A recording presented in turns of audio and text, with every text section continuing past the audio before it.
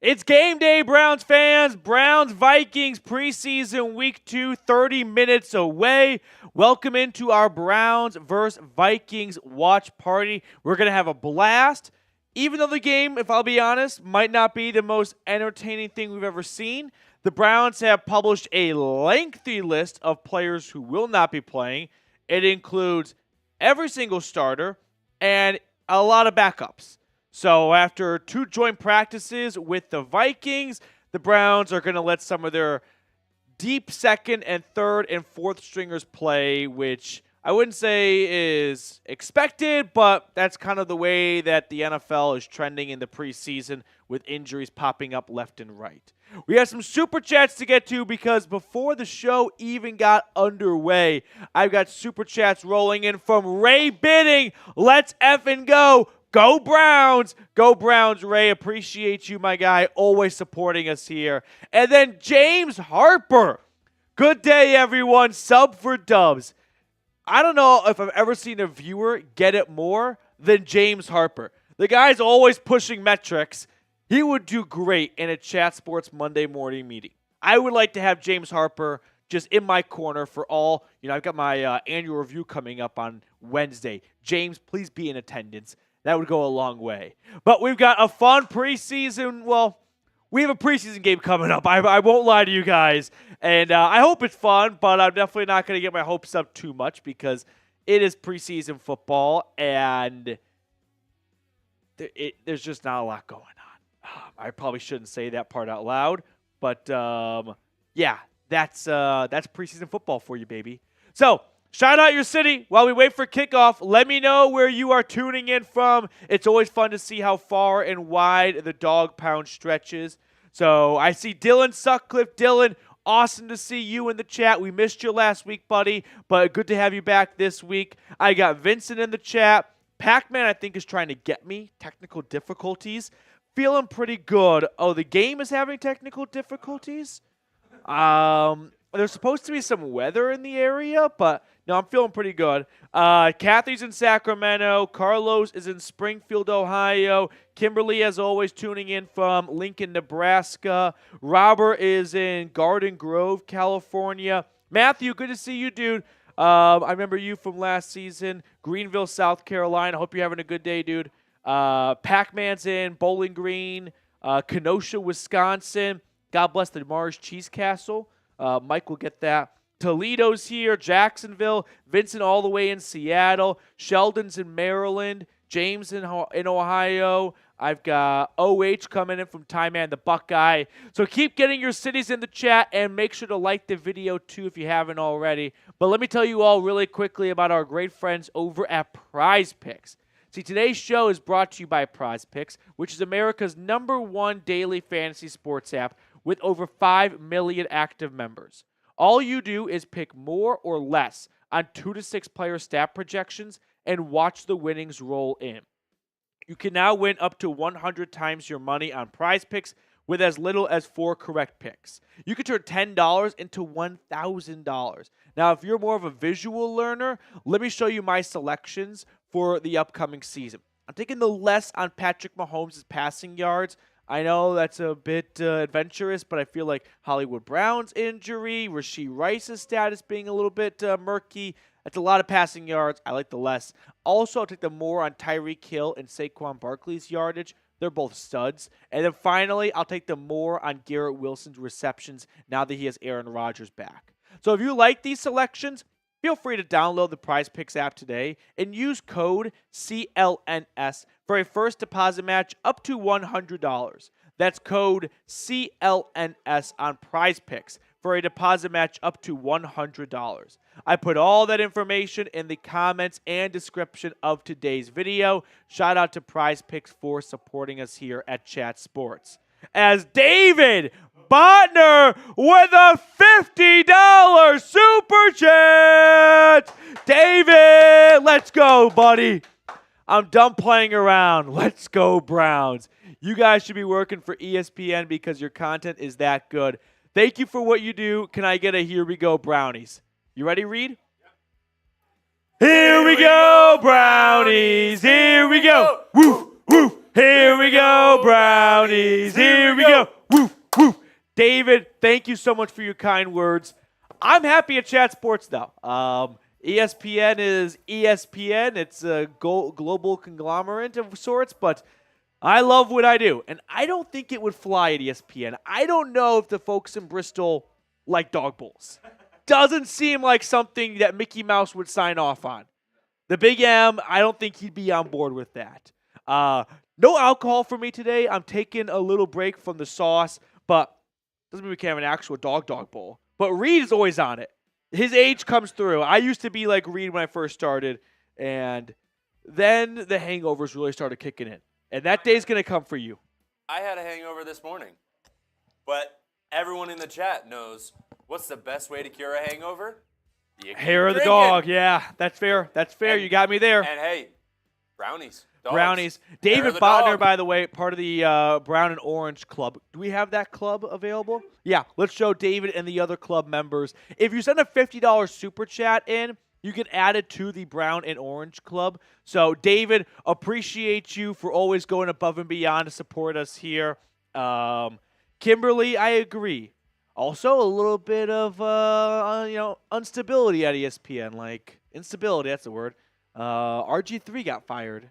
And, you don't like see people get fired, but he was my favorite broadcaster, so I'm not going to, desperately miss him. But here's the Brown and Orange Club. It's Tim Green, Mike Dibble, Jeremy Stallman, Slow But Sure, and David Botner. If you want to get added to this Brown and Orange Club, it's a $50 super chat. We put your name on screen during all of our watch parties. Oh, my goodness. David Botner, ladies and gentlemen. Start bowing down. We can't even get into our pregame show. David Botner with another $50 super chat. David. Boom. Boom. And then Miami Mac with a $2 super chat. Just saying, what up? Miami Mac, good to see you, my guy. I feel like I've missed you in the last few Madden Sims, but we're getting excited for real football. So Madden Sims will be a distant memory soon, and hopefully we got plenty of real Browns wins to root on. But David Botner, he's hot right now. David Botner's reminding me of Steph Curry in the last 2 minutes of the gold medal game. Just everything's going in for the bot. He's the bot. He's the best bot possible. Botner, appreciate you, my dude. Let's run through the very long list of players not playing, because I think everyone's kind of wondering. It's lengthy. The plan, I believe, is for Dorian Thompson-Robinson to... Oh, geez. So we have a couple of storylines to tackle here. Let me run through everyone not playing. So it's a long list. I'm not going to read everyone on the list. All 22 starters not playing. So I don't need to say Deshaun Watson's name. He's not playing. Okay. So excluding the starters, no Dustin Hopkins either, by the way, which is a little weird, I think. No Rodney McLeod. No David Bell. So I think he's pretty solidified on this roster. They don't need to see more from him. No Cedric Tillman. No Ronnie Hickman. No Jerome Ford. Even your backup running back's not playing. No he's still on the PUP list. Nathaniel Watson. No Charlie Hewitt, the long snapper. He's been kind of nicked up lately. No Tony Fields. No Okoronkwo. No Michael Dunn. No Quentin Jefferson. No Mo Hurst. No Alex Wright. I mean, those are just some of the backups that aren't playing on top of all the starters that are not playing. We'll get to that in a moment, but $5. Yeah. So, oh my goodness. Unbelievable. I'm just trying to talk about the offensive line, and I've got David Botner getting there. Here we go, Brownies. Here we go. Woof, woof. Here we go, Brownies. Here we go. Woof, woof. I feel like there's two different speeds for the Here We Go Brownies. There's the Here we go, Brownies. Here we go. Woof, woof. Or there's a little bit more of an up-tempo. Here we go, Brownies. Here we go. Woof, woof. I don't know which one I prefer. I feel like I kind of bounce in between. Yeah. Botner, can I get a here we go brownies? I'm gonna support chat sports, till I die. Love this channel. Thank you, Botner, so much for all of your support. It's truly like unbelievable, and I know that might just sound like me saying words, but man, I go home at night and my fiance asks how my day is, and I'm like, I mean, my day was awesome. I got David Botner hanging out with me in the chat. What's not to love? Botner, Brown and Orange Club, I would say president at this moment, right? I think we can all agree. At the moment, he's the president. He's the prez. Botner's El Prez. Okay, I did want to talk about the offensive line. I've been trying to get there, and I keep getting sidetracked. So, James Hudson, well, let me take a step back first. Jed Wills and Jack Conklin still on the PUP list scares me. I thought Jed Wills would be off the PUP list by now. I'm wondering if something went wrong in either a rehab. Was there a secret second surgery we don't know about? Like, something's not adding up. And so with Jed Wills and Jack Conklin still on the PUP list, and we're a little over 20 days away from NFL Week 1, we're seeing a lot of James Hudson at left tackle. That's not good. And I don't think the Browns are very confident in James Hudson because they're still playing him in the preseason when all the other starters are not playing. So clearly the Browns are trying to get James Hudson up to speed. They're also floating and flirting with Jermaine Ifedi around the block a little bit. Like they know they've got DeJuan Jones to hold down the right side until Conklin comes back. But I'm not confident in James Hudson at left tackle after what we saw last year. Would love to be proven wrong, but man, this is concerning to be this close to the regular season. Still have your top two guys on the PUP list. Doesn't even really sound like they're close to coming back. You know, haven't heard any good or encouraging updates. And James Hudson is not a man that I think is going to instill a ton of confidence in the dog pound. So that's one storyline I'm monitoring. Like when the offense goes on the field, I'm going to be zeroing in on James Hudson at the left tackle position. Another storyline to keep an eye on, and this one is not so football related, but more of a news related thing, and that's Mike Hall. So let's run through the facts and what we know. Mike Hall had a domestic violence incident with his fiance at his home on Monday night. He was arrested on Tuesday morning, charged with a misdemeanor domestic violence. On Wednesday, he participates in the first joint practice with the Vikings, suffers a stinger, does not practice on Thursday, and he has suited up to play today. So all signs are pointing to Mike Hall playing today. I'm a big believer in innocent until proven guilty. And as fans and as a society, we tend to rush to conclusions probably too quick at times. But based on the details of the arrest, I mean, they were disturbing to say the least. Put a gun to his fiance's head. Now, maybe this will become a little bit of a he said, she said. And there's evidence that proves to the otherwise. And this was all made up, which I don't like to believe because it really takes away from real stories. But it wouldn't be the first time that something like this has happened. Matt Ariza, the punt god, had some lies made up about him. The Trevor Bauer, I'm not too knowledgeable on that one, but I know that there was some level of, falsehood being presented in his case. And unless the Browns are very knowledgeable on the situation and the truth that went on, they know a lot more than we do. I don't understand why Mike Hall is playing in this game. Like, if they're simply playing him until they are told he is suspended, that's bullshit. Like, this is a franchise that's already under a lot of scrutiny for the Deshaun Watson trade. They put a lot of fans in tough positions trying to defend their favorite team. They are, the butt end of a lot of jokes. But it's still the Browns. We're still going to watch them. But to be so tone deaf after all that, you got a guy who had these awful allegations, and sure, they're allegations. But until some level of an inquiry is done, he's going to play. to me, there seems like there's enough evidence out there to be like, this is something worth holding out on. It's disappointing, to say the least. Again, if the Browns have much more knowledge on this than we do, which I'm sure they do, but do they know for certain one way or the other what happened? Or are they just going to play him until they are told, yeah, you can't play him anymore, he's suspended? Okay. All right, if he's suspended, then we'll stop playing him. That's just going to make it really tough on this fan base. And ignore the fan base for a second here. Like, how about the actual victim herself? That's just Bush League. I'm not a fan of the way this has gone down. Okay, so what we're trying to do on today's show is here at Chat Sports, we're very competitive. There's 27 of us working within the walls of Chat Sports. And you can imagine with 27 sports fans, like there's a lot of competition that goes on. And today's or this week 2 watch party across the board at Chat Sports, the competition is revolving around shares. Who can get the most shares on their watch party? So click the share button and then send it to a friend, a family member. Tweet it out. Tag me at Matthew Petey. I'll give you a shout out if you tweet out this watch party and tag me. Share it to Facebook.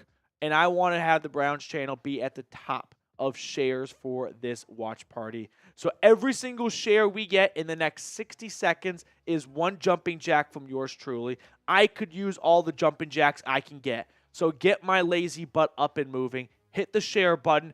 YouTube can track the shares. It's one of the metrics they have. So let's get as many Browns fans into our watch party today as possible. Are we ready to start the timer? Here we go. 3, 2, 1. And we're off. 60 seconds and counting.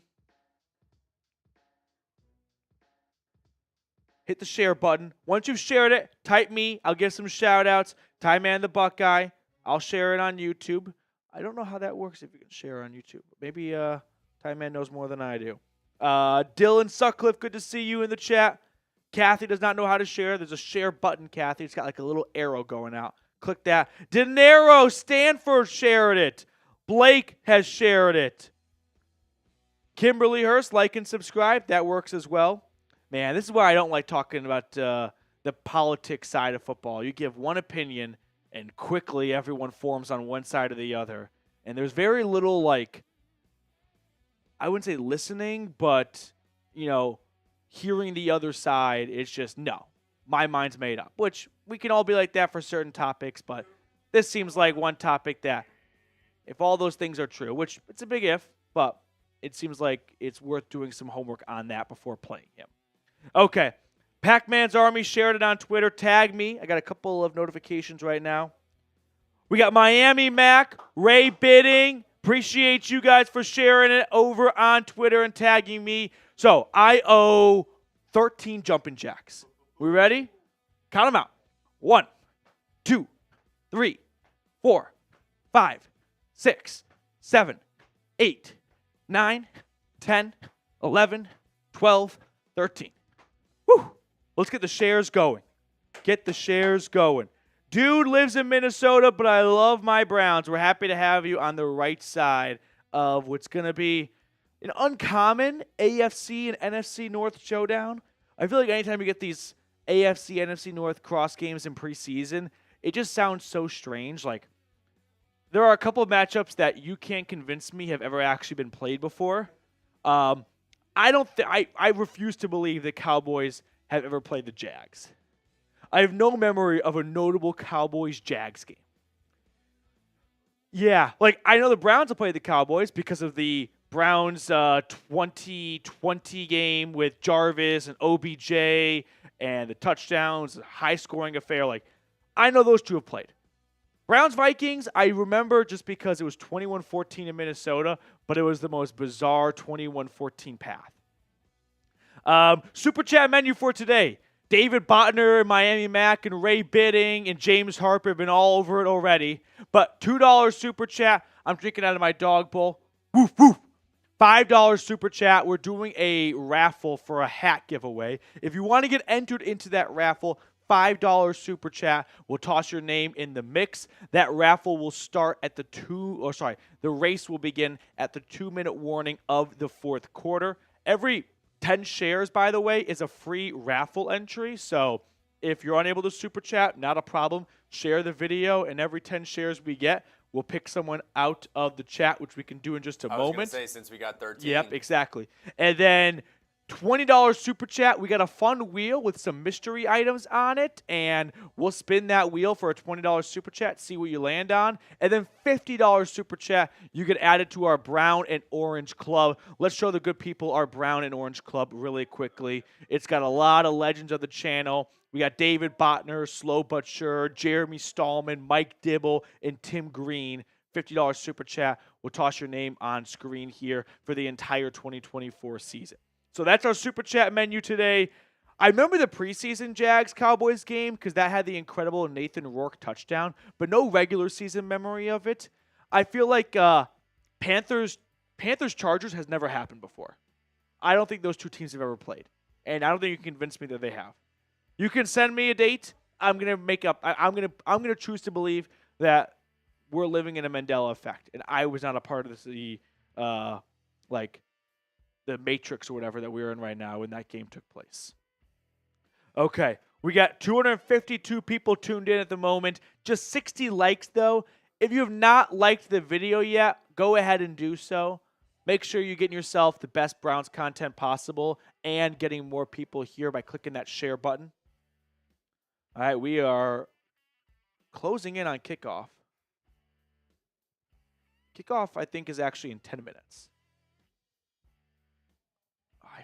I hate NFL Plus. Is it 325 or 335? Doesn't matter because Jared Brandt with a $50 super chat. Jared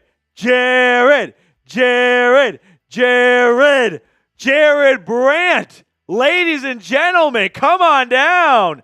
Out in Washington State, let's go Brownies. Here we go, Brownies. Here we go. Woof, woof. Here we go, Brownies. Here we go. Woof, woof. Jared Brandt, shout out to you, my guy. Let's get him added to our Orange and Brown Club. I think you're right. Okay, yeah. So take a moment to make it from 5 to 6. Hold on. Papa T's in the chat. Awesome. I'm trying to get the NFL Plus game on right now. All right. Oh. Papa T, let me read your super chat after this kickoff here. Browns and Vikings about to kick off. It'll be Minnesota's ball first. Good job by you. I thought it was a 3:35 game. I would have been late. Do you think a player's ever just got the time wrong? Like on a Monday night game? They're like, oh, come out of the locker room. I thought we had 10 more minutes. We got a couple of super chats rolling in. Love to see it. Let me read all these super chats in 30 seconds. I just want to get to the kickoff because I feel like the kickoff now has become such a chess match for different teams in terms of strategy. Do you want to kick it so that it just reaches the landing zone at the 20-yard line, which is a gamble because if it doesn't reach there, it goes all the way out to the 40. Do you want to just play it safe and kick it to the end zone and give them the 30? Let's see what the Browns elect to do. They have it being received at the 1-yard line by the Vikings. Return man gets across the 20. And good tackle at the 25. Who is that? Johnson making a nice tackle. Okay. We got a handful of super chats rolling in here. Papa T, Matthew, good to see you at the meet and greet. It was awesome to see you. Soon to be Mrs. Petey was awesome. Let's all facts that present themselves on Hall. Let's let all the facts present themselves. I'm sorry, poor reading on my end. On Hall. Talking football, our QBs and our O-line need to step up. Yeah, Vikings have 1st and 10 at their own 25 right now. It's a handoff that doesn't go very far. Offensive line needs to step up. Now, we haven't seen the first team offensive line play much at all in the preseason. So I'm not too concerned because the Browns offensive line isn't the actual Browns offensive line. It doesn't feature Hall of Famer Joel Bitonio, perennial Pro Bowler Wyatt Teller, top 10 center Ethan Posick, and hopefully returning All-Pro Jack Conklin, and then Jed Wills, who say something nice about Jed Wills. I don't know another Jedrick in the world. I think he's the only Jed, so pretty unique. 2nd and 8. No Sam Darnold, by the way, which is crime. Pass is incomplete. Nice breakup by the defense. Tim Green, hanging out with my grandkids in Columbus for the game. Shout out to Eli, Austin, Wesley. I still have the green family Christmas card on my desk, actually. So it's always nice to just kind of glance over and see some awesome Browns fans. Eli, Austin, and Wesley, shout out to you guys. Hope you're having a great weekend. James Harper, we got some wheel spins too. Let's spin that wheel. Share the video, like the video, and sub for dubs. James Harper is one super chat away from getting a full-time gig at Chat Sports as the minister of information. Deep ball on 3rd and 8. It's caught. Cam Mitchell in coverage. Naylor on the receiving end.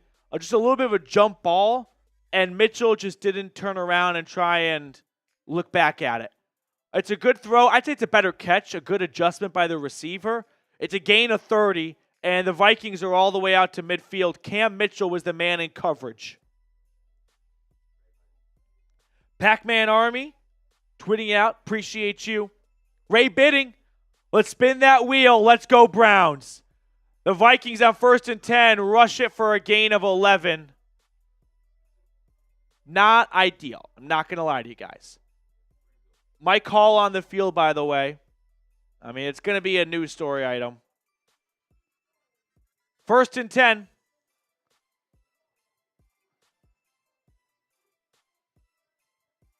I really hope that the Browns just know a lot more about the situation. And I'm all for innocent until proven guilty. I'm not trying to, rush the process along. But it was just really,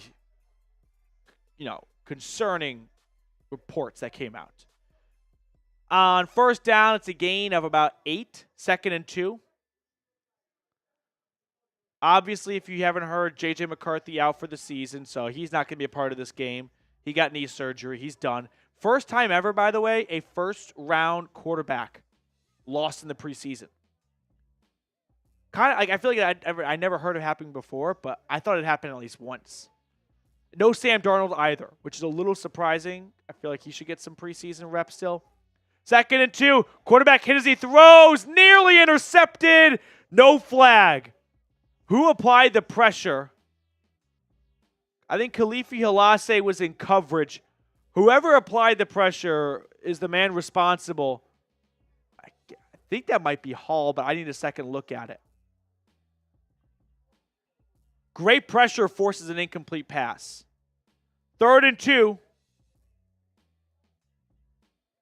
Mike Hall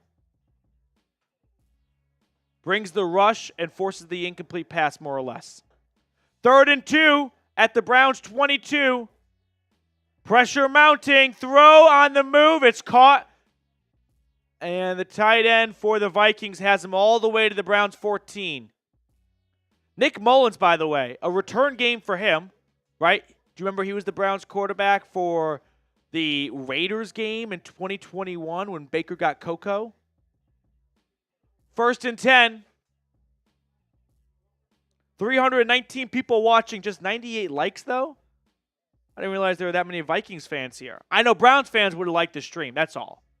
1st and 10, Mullins will drop back to pass towards the end zone. Caught, touchdown. Nick Mullins just carved up the Browns defense. I mean, it was one impressive throw after another. Good catch. Great body control by the receiver at the sideline, getting his feet in bounds. So, quickly, the Vikings are on top. I mean, not even a 4-minute drive. 3 minutes and 15 seconds. And it's 6-0 Minnesota. Extra point is good by the former Alabama kicker. Dorian Thompson-Robinson getting set to march on the field to start. Huntley will take the second half, so a flip of what we saw in preseason week 1. Mr. Reed, we owe the people some wheel spins. We do. Let's get the wheel out. How many wheel spins do we owe? We owe 3 wheel spins? 1, 2, 3. Yeah, you're right. That's why they pay Reed the big bucks. Ray Bidding, James Harper, Tim Green. 3 wheel spins coming up. Okay. F's coming in the chat. 114 likes. Appreciate everyone for liking the video so far.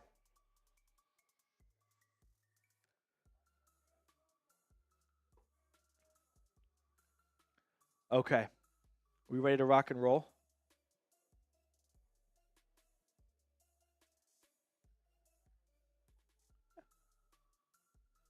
There we go. I like it.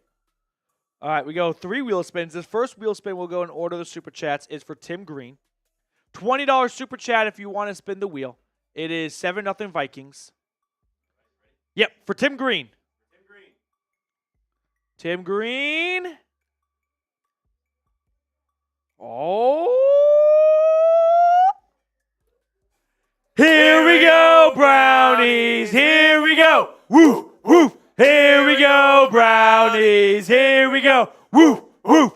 Tim, shout out, man. Go Brownies, Tim. Yep. This one is for James Harper.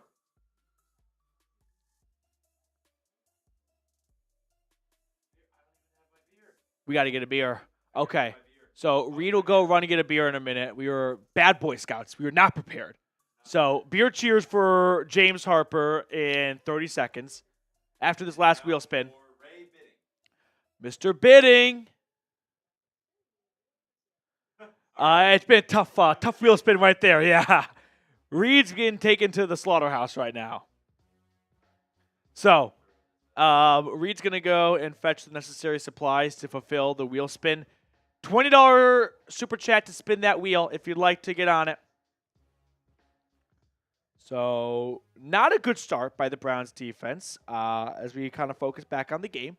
It's a preseason, though, so, like, I never want to make too big of a deal out of any one thing because it's the preseason. Do you guys remember last year how ferocious we were at one another over Austin Watkins? And then he never played a single snap in the regular season. So, it's just a little bit of, like, not take it with a grain of salt, but, like, don't make mountains out of hills.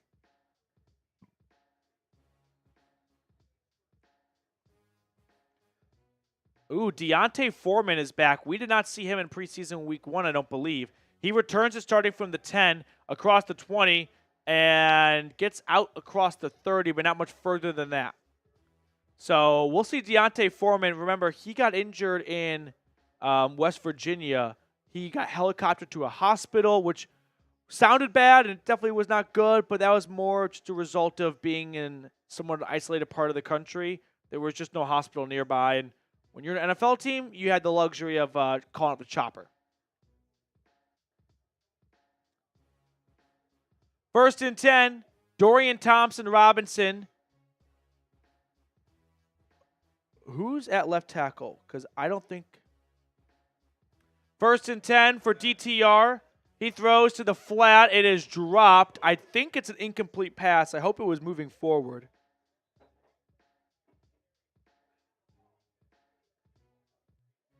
Jermaine Ifedi is starting at left tackle. James Hudson's at right tackle. So I don't think the Browns are putting a ton of confidence in Hudson filling in at left tackle for as long as Jed Wills is out. So they're giving Ifedi, a former first-round pick, a look at left tackle. Andy Dickerson, you got some work to do, my man. Second and 10, play fake. DTR throwing. Wide open, first down. That looks like Michael Woods. Pick up about 15 yards, a nice curl route. I mean, that's just a zone blitz, right? You got pressure coming from some sides, and you got one defender covering 2 guys. Someone's going to be open. Nice look by DTR. First and 10, it's a 17-yard pickup.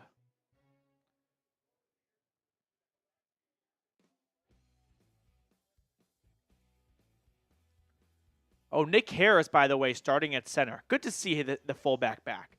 It's a run to the right side. Pierre Strong Jr. is not going to get anywhere. Zach Zinter is a part of the starting offensive line, too, as well. Second and 10. Not a ton of inspiring stuff from Pierre in preseason week 1. Jerome Ford will not play today. He's a healthy scratch. Every starter's not playing, and a lot of backups are not playing either. 39 to be exact, almost 50% of the roster. 2nd and 10 for Dorian Thompson-Robinson at his own 48. DTR throwing. This is a caught pass by Jordan Akins. Gain of 7. Nice catch by Akins. I was hoping for a little bit more out of him last year as a red zone target for Watson. Ultimately, we didn't get a whole lot from Watson in terms of availability, but I'm hopeful that in year 2, he can really develop and grow into a red zone QB threat.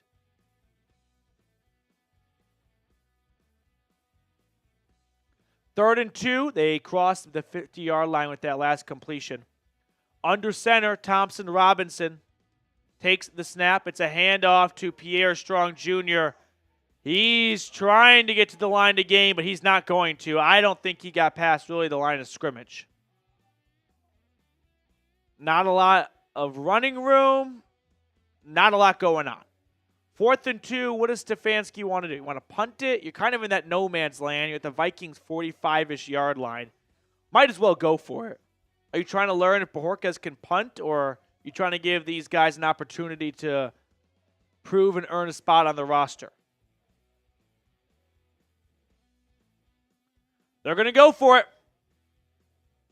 In the shotgun formation, 4th and 2. Browns keep the offense on the field. Snap to Thompson-Robinson. He will throw. It is caught. Jamari Thrash. Go. Down to 30. Pushed out of bounds. Man, DTR thread the needle. I thought that might have been broken up. But then Thrash somehow emerges from what looked to be like a double team. I mean, there's 2 defenders. The one Vikings linebacker, he just throws his body at Thrash. Right? He doesn't try to actually wrap up. Thrash is like, well, excuse you. I'll keep moving. Nice job by the rookie wide receiver. I've been very impressed so far from Thrash. 1st and 10. Snap to DTR. Rolling to his right. Pressure. Vikings are swarming him. Throw it away. And he does. Oh. Wow, never mind. Not a throwaway. He actually chucks it to Giovanni Ricci in the end zone, who draws a flag. I mean, he kind of just like casually flicked it as if it was going to start sailing out of bounds. Ends up going to the pylon. And Ricci is able to draw the flag on pass interference. So the ball goes all the way to the 1, and the Browns are giving their fan base something to cheer for in the opening drive of the offensive series. Spam CLE for a touchdown. Come on. Let's go. We need a touchdown right here. Start the game off hot. 1st and goal. Under center. Thompson-Robinson.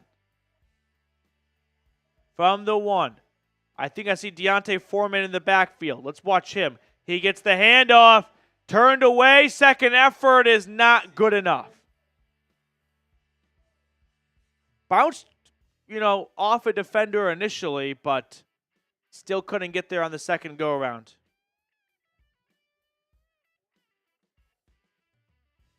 Second and goal.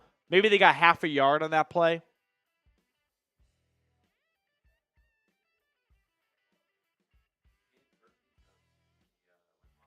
Oh, I'd love to reach 35,500 by halftime.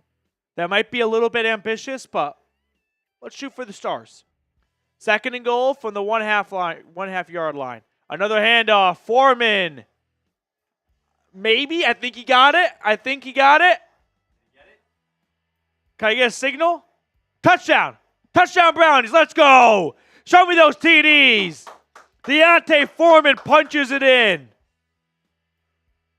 Hard to see once they all got piled up on one another, but he's in for 6. He kind of runs right. I think he gets in. Yeah, that looks like he got in there. He falls on the line. Yeah, he's in right there. My $1 million idea, by the way, when it's like 1 yard line, the referees should not stand. The referees should start running in as it comes clear that it's going to be a mosh pit at the goal line so that they don't have to stand 50 or 25 yards away and try to zoom in with their eyes. The moment it's clear that it's a run up the middle, they should start sprinting in to get a better angle. Cade York, by the way, the kicker.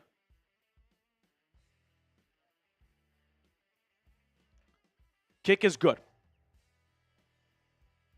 So the Browns respond with a touchdown of their own. Dorian Thompson-Robinson engineering a nice touchdown drive, capped off with a Deontay Foreman 1-yard plunge. We're all even at 7 apiece halfway through the first quarter. I want to give some love really quickly to our new sponsor or returning sponsor, but new for recency purposes, PrizePicks. PrizePicks is America's #1 daily fantasy sports app with over 5 million active members. All you do is pick more or less on 2 to 6 player stat projections and then watch the winnings roll in. You can now win up to 100 times your money on PrizePicks with as little as 4 correct picks. You can turn $10 into $1,000. Now, I love playing PrizePicks when I'm watching the game with my fiance because she's not a huge sports fan, but we fire up PrizePicks, make some selections, and now both of us, but more so her, are locked in for the rest of the game. So download the PrizePicks app today and use code CLNS for a first deposit match up to $100. I put all that information for you guys in the comments and description of today's video, but that's code CLNS on PrizePicks for a deposit match up to $100. Pick more, pick less. It's that easy at PrizePicks. We got 35,416 subscribers. Cool guy. Hey, PD, where's that flavored water sponsorship? You're going to have to jog my memory. I don't recall a flavored water sponsorship. Joshua Miller, good to see you, my man. $2 super chat from Josh. Did we lose it? We've had some technical difficulties with super chats lately. Rod saying too many subscribers. It's gone. Damn. Okay. Josh, we're going to get that super chat on screen for you in just a minute. Bear with us here. Scorpion with a $1 super chat. Scorpion, hope you're having a great day. Sure that touchdown made it a little bit better. We'll catch up on all these super chats in just a moment. If someone had told me from the future last year that Cade York would be kicking in a Browns preseason game, I wouldn't understand how we got to that point. Do you remember how disastrous it was last preseason with York? Like, just straight up costing the Browns preseason games at the end, like that Eagles game. Give the Browns credit, like, for them to bring him back and not quit on him altogether.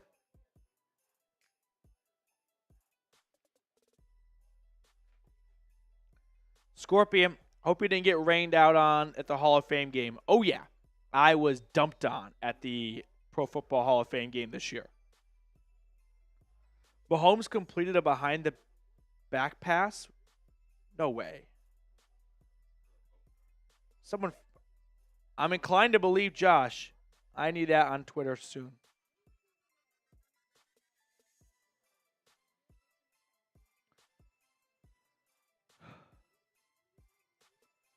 Also, why did Cade York just kick this ball out of the back of the end zone? Unless that's the direction he was given from Bubba Ventrone, if you kick it out of the back of the end zone, it goes to the 30-yard line. Why not kick it and force them to return it past the 30? Mullins throws, right side, caught, gain of 7 on a comeback. 2nd and 3 coming up.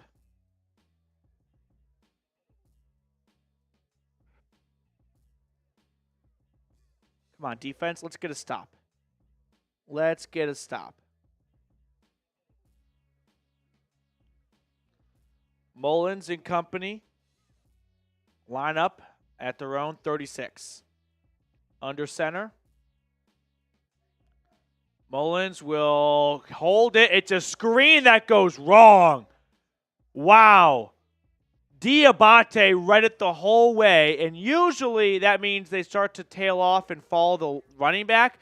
Diabate just said, I'm just going to get to you before you can get the ball to the running back. 3rd and 4. 3rd down. Span those threes. update the profile picture?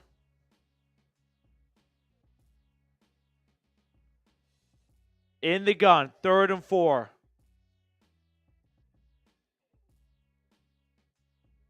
Mullins takes a shotgun snap. Blitz coming, pressure on the way. Pass is caught, first down. Out towards the 50-yard line. Powell on the receiving end. Good job by Mullins, right? He recognizes there's pressure. He gets the ball out quickly. Joshua Miller, preseason prints so far, Thrash, York, or DTR. Are we allowed to have back-to-back preseason princes? Should we make a rule that it has to change? Because DTR is a prince in week 1. I like Jamari Thrash. I think that's a very good honorable mention or candidate. Let me give you a better answer at the end of this game. Scorpion with a $1 super chat. Scorpion, thank you as always for being such a loyal watcher and viewer here at the Cleveland Browns Report. Awesome to see Scorpion, Josh as well, and a handful of other viewers at our channel meet and greet we did at the beginning of the month. So hopefully we'll get more people out for next year's channel get-together. 2nd and 8, but the first one I think was a big success. Mullins throwing left side. It is caught. Flag comes in. This, I believe, is going to be the new rule. No, it's not the drop one. Hip drop, thank you. But that wasn't the hip drop tackle. Like, he just dove at the guy's knees. I don't know what flag this is going to be. I kind of forgot about the hip drop tackle. All right, let's get the official announcement.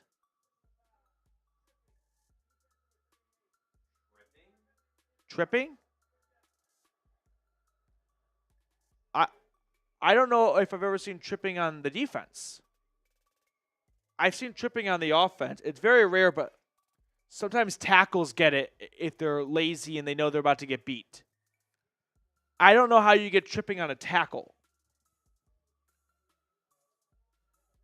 I don't think I've ever seen tripping called on the defense. Yeah, jet sweep down, I think, to the 25, maybe? Down to the 25. I don't know who that is. Mr. Jackson from the Vikings. Yeah, the Vikings, by the way, I should add, are also sitting all their starters, which this is a little bit of a combination of a few things. When you have joint practice with the team you're playing that week, you tend to pull back on all your starters because they just played 2 games, like 2 joint practices. I still just feel bad for people that spend money to go and it's just a CFL game. 2nd and 4, fake pitch. Mullins will hold on to it. Rolling to his right. He will just throw it incomplete as pressure was mounting. 3rd and 4. I don't understand how you can get tripping. That's just called tackling. Tripping on the defense? 3rd down, baby. Span those 3s. Great coverage by the Browns. Oh, look how open that one guy's in the end zone. Oh, my gosh. Mullins had an easy 6 in the end zone if you saw it. 3rd and 4, just outside the red zone. Pressure coming. Mullins hit as he throws. Nearly intercepted. Man, Shelby Harris, who we have not seen a lot of. He's been banged up so far. He's playing, and he came up with a big pressure. Shelby Harris bulldozes his offensive lineman. He puts him on his back.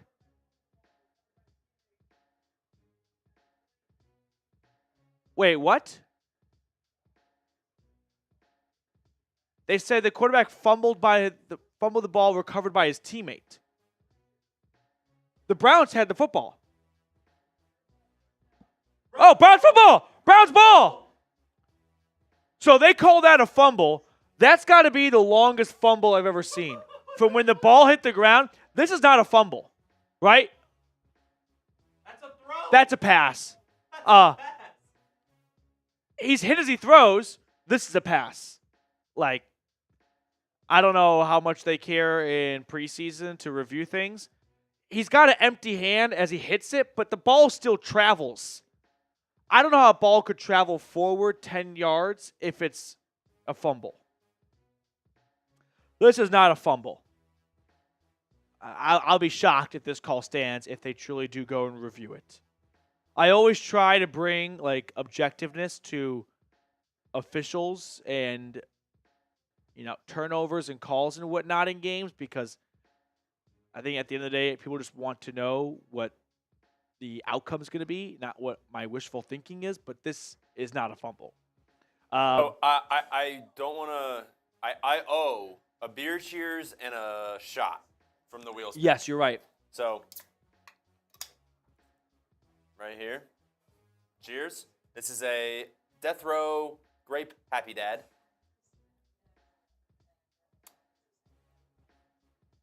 There we go. And then we have some beautiful Patron. Getting a nice little shot going here.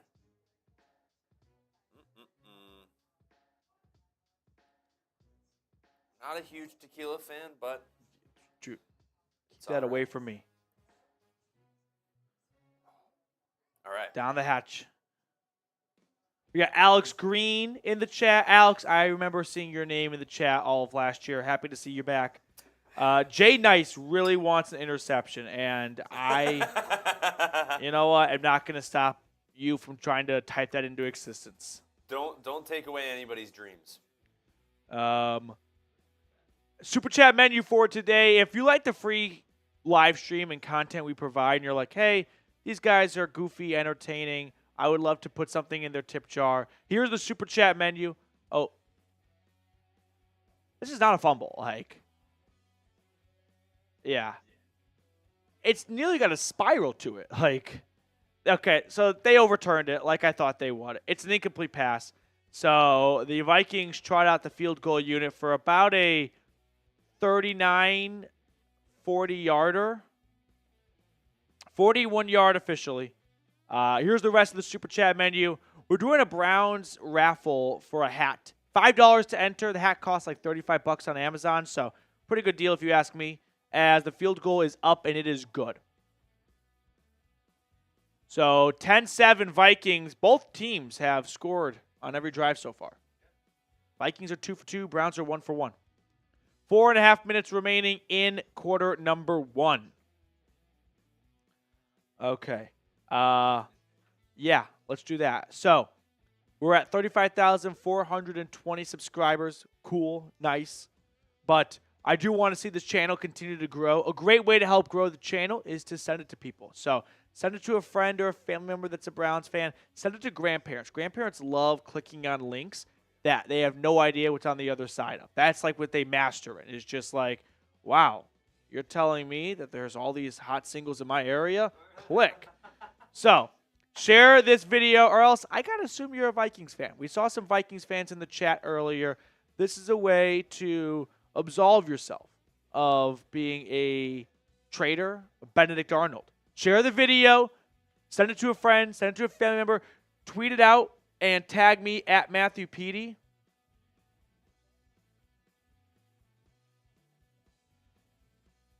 And I'm giving shout-outs. Paxton Reynolds. Paxton Reynolds, appreciate you tweeting it out, tagging me. Ray Bidding, Miami Mac.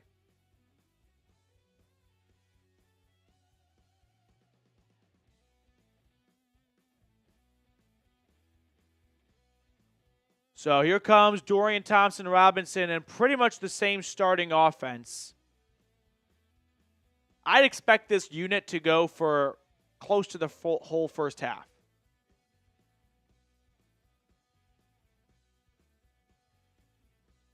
First and 10. DTR in the gun, takes the snap. He'll hand it off. Pierre Strong Jr. is going to run for 5. Flag on the play.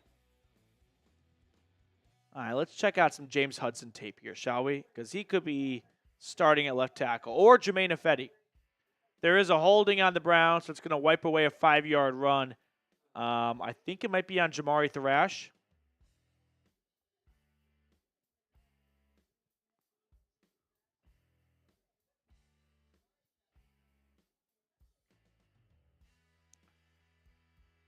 So wipe it away. 1st and 20.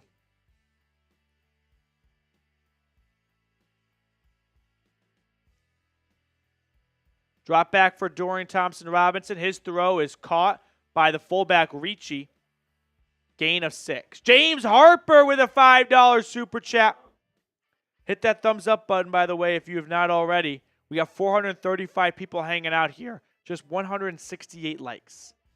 Bad ratio. We can do better. We can get to 200 likes. Not sure if I'm in already, but put me in for a hat entry, please, and thank you. James, you are in, but we'll add you again. If you super chat $5 or more, you still get entered. We just don't prorate it. That's your 3rd entry now, James, so you're stacking the deck a little bit. 2nd and 14, quick throw, left side, caught. Not a lot of running room. Gain of 3 for, I believe, Jamari Thrash. 3rd down coming up.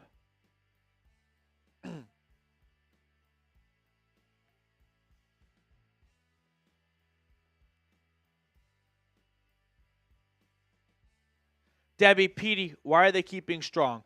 I think they're probably trying to find the best combination for kick returns. And there is a lot of value to his game in the return element. But if he doesn't prove much worth there, then he's gone. 3rd and 11. Snap to DTR. He's finding a crosser in Jordan Akins, who's trying to do his best David Njoku impression and just run through defenders. On 3rd and 11, he got about 7 yards. So the Browns ultimately just can't overcome that holding call. And they're going to go 3 and out and bring us the first punt of the game. Papa T with a $5 super chat.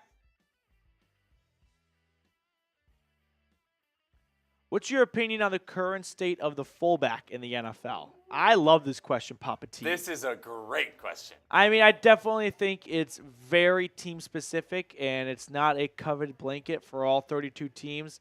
Some offenses are going to incorporate it. Some won't have a spot for it. Like, if you look at the return for the Vikings was starting at the 5. An awful job by the return man. You put your heels on the 5-yard line. You don't take a step back. If the ball goes behind you, you let it bounce into the end zone. You see, like, it's a copycat league. And right now, everyone's starting to copycat a little bit more of the Sean McVay style of offense, right? Kevin O'Connell, Zach Taylor, like they're Sean McVay disciples. And it trickles down from there. Those offenses are so wide receiver focused, 11 personnel, 1 running back, 1 tight end, no fullback. Those offenses don't have a place for it. But you still have the 49ers with Kyle Juszczyk. Like, he's a huge member of that offense. So the Ravens are another good example of that with Ricardo. It just varies team by team.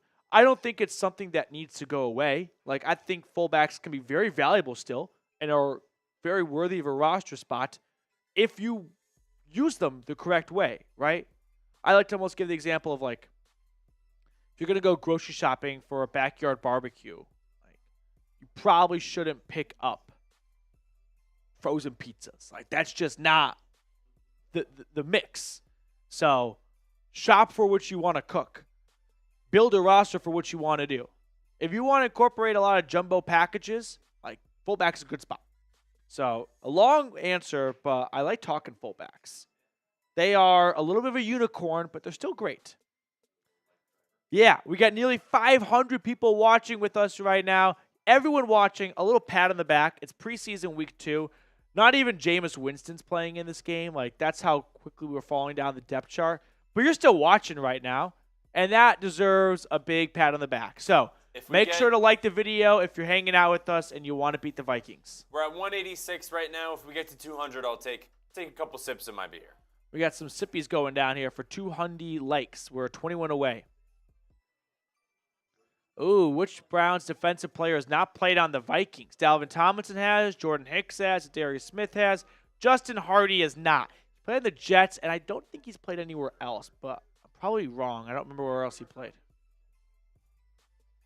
Like 360. Call 350.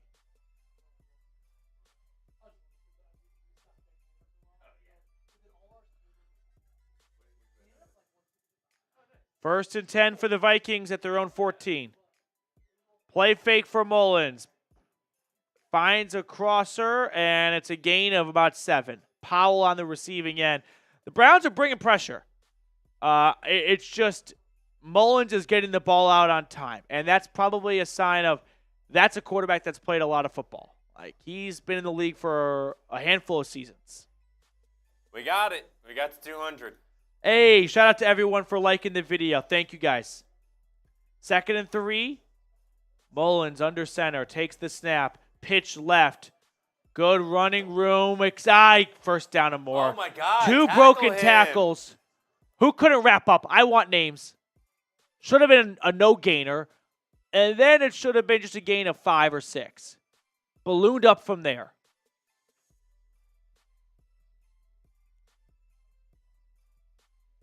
Devin Bush. Devin Bush probably the only starter actually in this game. He's just trying to earn a starting spot with Tony Fields and Diabate all competing. 1st and 10, less than 1 minute left in the first quarter. It's a handoff for the Vikings, and this will go for half the distance needed.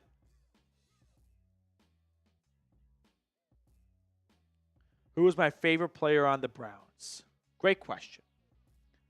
I always love to dig a little bit deep and not just give a surface level answer. Oh, we skipped ahead.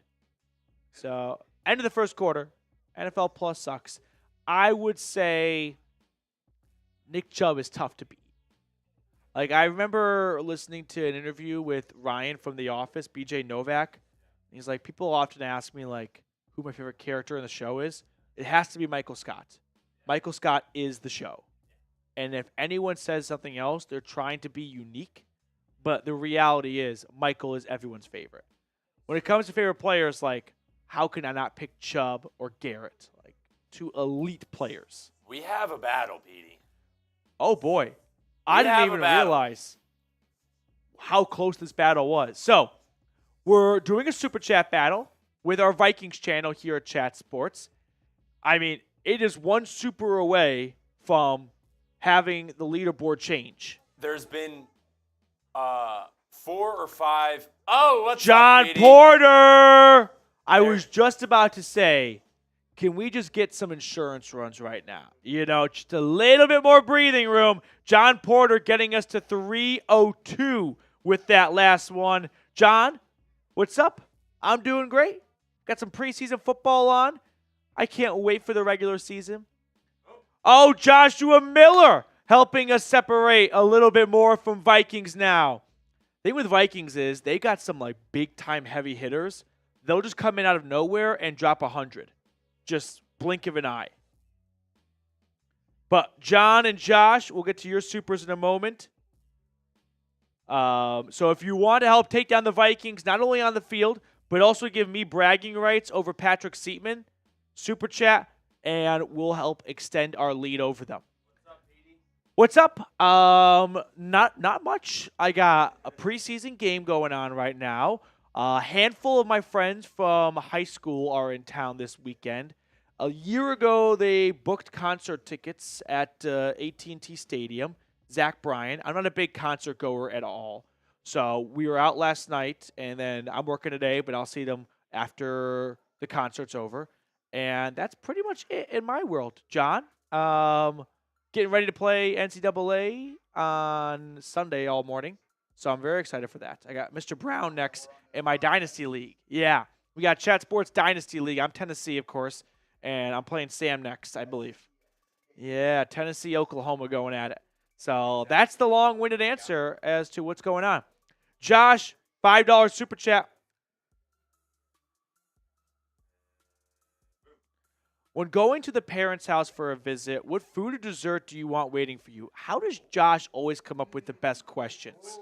So you probably noticed from time to time when I film an at-home video, some of them have been at my parents' house if I'm home for a weekend or a week or something. And that's how Josh knows about that. As a 3rd and 2 play results in a big sack. Isaiah Thomas from Oklahoma brings down Nick Mullins on 3rd down. 4th down coming up. Great play by the former 7th-round pick. 4th and 11, and the Browns defense makes their first stop of the day. He's fighting for a roster spot, but that one might be the difference maker. So, 4th down, Vikings punt. My mom will ask me, what do I want in the house? I'm not good at giving groceries because I feel like if I give something, I lock myself in to that, and I don't give myself the flexibility if I want to go do something else. But I will say, automatically, I tell my mom, get some orange juice, please. An addict. I'm an OJ addict. You know, some people have like some strange, like not like really weird addictions, but just like strange-ish addictions. Like mine is orange juice. No pulp. OJ is always in my fridge. So that's a very quick, I need that in the fridge at all times. Where am I at? I lost my train of thought. Well, we're at 35,423 subscribers. Help us reach 500 before the end of today. Hit the sub button down below if you haven't already. 1st and 10, under center, DTR at his own 16-yard line. And a pointless play fake, and DTR is sacked. This is a safety. Oh. In order to determine a safety, it's all about where contact is made with the defender and the quarterback. I didn't think they made contact until he was in the end zone. It's not about where he goes down. It's when do they begin contact. Doesn't that kind of look like it's made in the end zone? I guess you're right. It's the one. It's the one. It might even be the 2. Yeah. Danielle Gavorski. Let's go, bro. Oh, let's go Browns. I see. I was like, what's WNS? Let's go Browns. 2nd and 25. Wow. All the way back to their own 2. Here comes a pass over the middle. It's caught. Ricci is really showing us a receiving end to his game that I wasn't familiar with. Danielle Gavorski has been in the chat for ages now. So great to see you pop up in the Super Chat game, Danielle. Thank you so much for always watching. First-time Super Chatter. Here we go, Brownies. Here we go. Woof, woof. Here we go, Brownies. Here we go. Woof, woof. Danielle, thank you so much for your Super Chat and for your loyalty. Longtime viewer. 3rd and a mile for DTR. He finds Foreman in the flat. He tries to stiff arm a defender, but he's tackled after a maybe 5-yard pickup. So 4th and 13 will come up, and the Browns will punt it back to the Vikings. Papa T with a $2 Super Chat. Is Ricci the new Harrison Bryant? Josh asks. Maybe. You know what? If he is, the first play against the Steelers better not be a design pass for Giovanni Ricci. I'll have a full-blown Toys R Us level 12-year-old meltdown if the first pass goes to Giovanni Ricci against the Pittsburgh Steelers. Bojorquez with a really good punt. Return begins inside their own 30, out to the 40, stopped shortly afterwards. Papa T, OJ every morning, vitamin C, big dog. I can't begin my day without some orange juice. Like, I'm trying to think of a comparison, like how people could be addicted to coffee maybe and go through a lot of cups. I don't go through a ton of like cups of OJ each day. Like I don't have it at the office, but when I get home, it's the first thing I drink when I walk in the door and the last thing I drink before I walk out the door. Riley with a $5 Super Chat. Here we go, Brownies. Here we go. Woof, woof. Here we go, Brownies. Here we go. Woof, woof. Let's go, Petey. Just use Game Time to get my tickets to Cowboys at Browns this week 1. I'll be chatting from the stands. Riley, love to hear that. Send me a picture from the game. I'd love to throw it on screen for everyone watching. Enjoy the game. Hopefully you can bring home a win. Go Browns, Riley. And kudos to you for using Game Time. You're saving yourself money. Riley, that's an intelligent human being if I've ever seen one. I guess we should ask, what is everyone drinking right now? We talk so much about my drinking habits. And your little fun known fact, I love OJ. What are you sipping on right now? I'm having water. I'm just taking it easy today. Reed is showing his age a little bit more, and I'm not even old, but I need a little bit of break from the sauce. What am I, 2 years younger than you? I'm 26. How old are you? 23. So 3 years. 3 years, yeah. Talk to me when you're 26. You'll see what I'm talking about one day. Fair enough. David's having vodka and OJ. I believe they call that a screwdriver. Sweet tea coming in from Scripted Gauge. James Harper's having Coke. Blake's having Diet Coke. Let's see. UN is having Bet Juice. Riley's having water at work. Bet Juice? Beet Juice? I don't know. Protein Shake. Justin Space, Tanqueray, and Club Soda. I am not familiar with that. Is that like the orange soda kind of? Josh, I become addicted to Starry. That's the Starry. Is that it? Sierra Mist. Yeah. Yeah. I actually had a whole trivia question based around that alone for my Tuesday trivia game. Defunct or discontinued soda items and snacks. Mullins' pass is broken up. Nice job by Williams. 2nd and 10. Hasn't been here a week and he's already making plays. Nice play by the new DB Williams. Oh, he just jumps right over the back of the receiver, breaks it up from behind.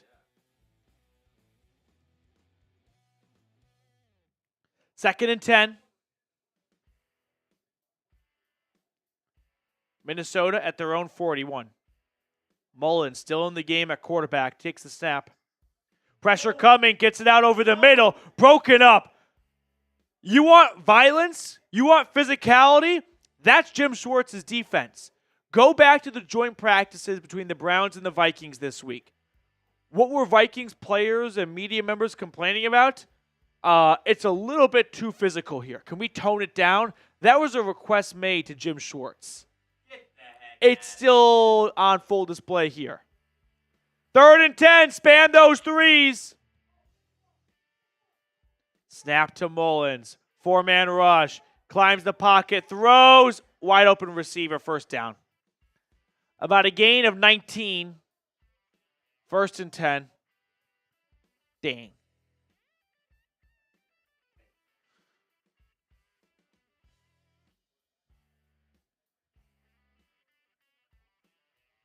First and 10. Come on, defense. Let's get a stop here.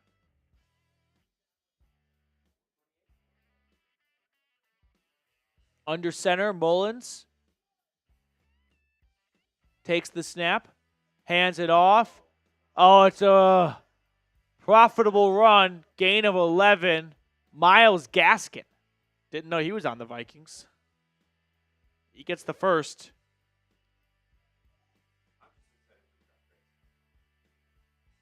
Oh, the duck race is going to be legendary, as always. 1st and 10.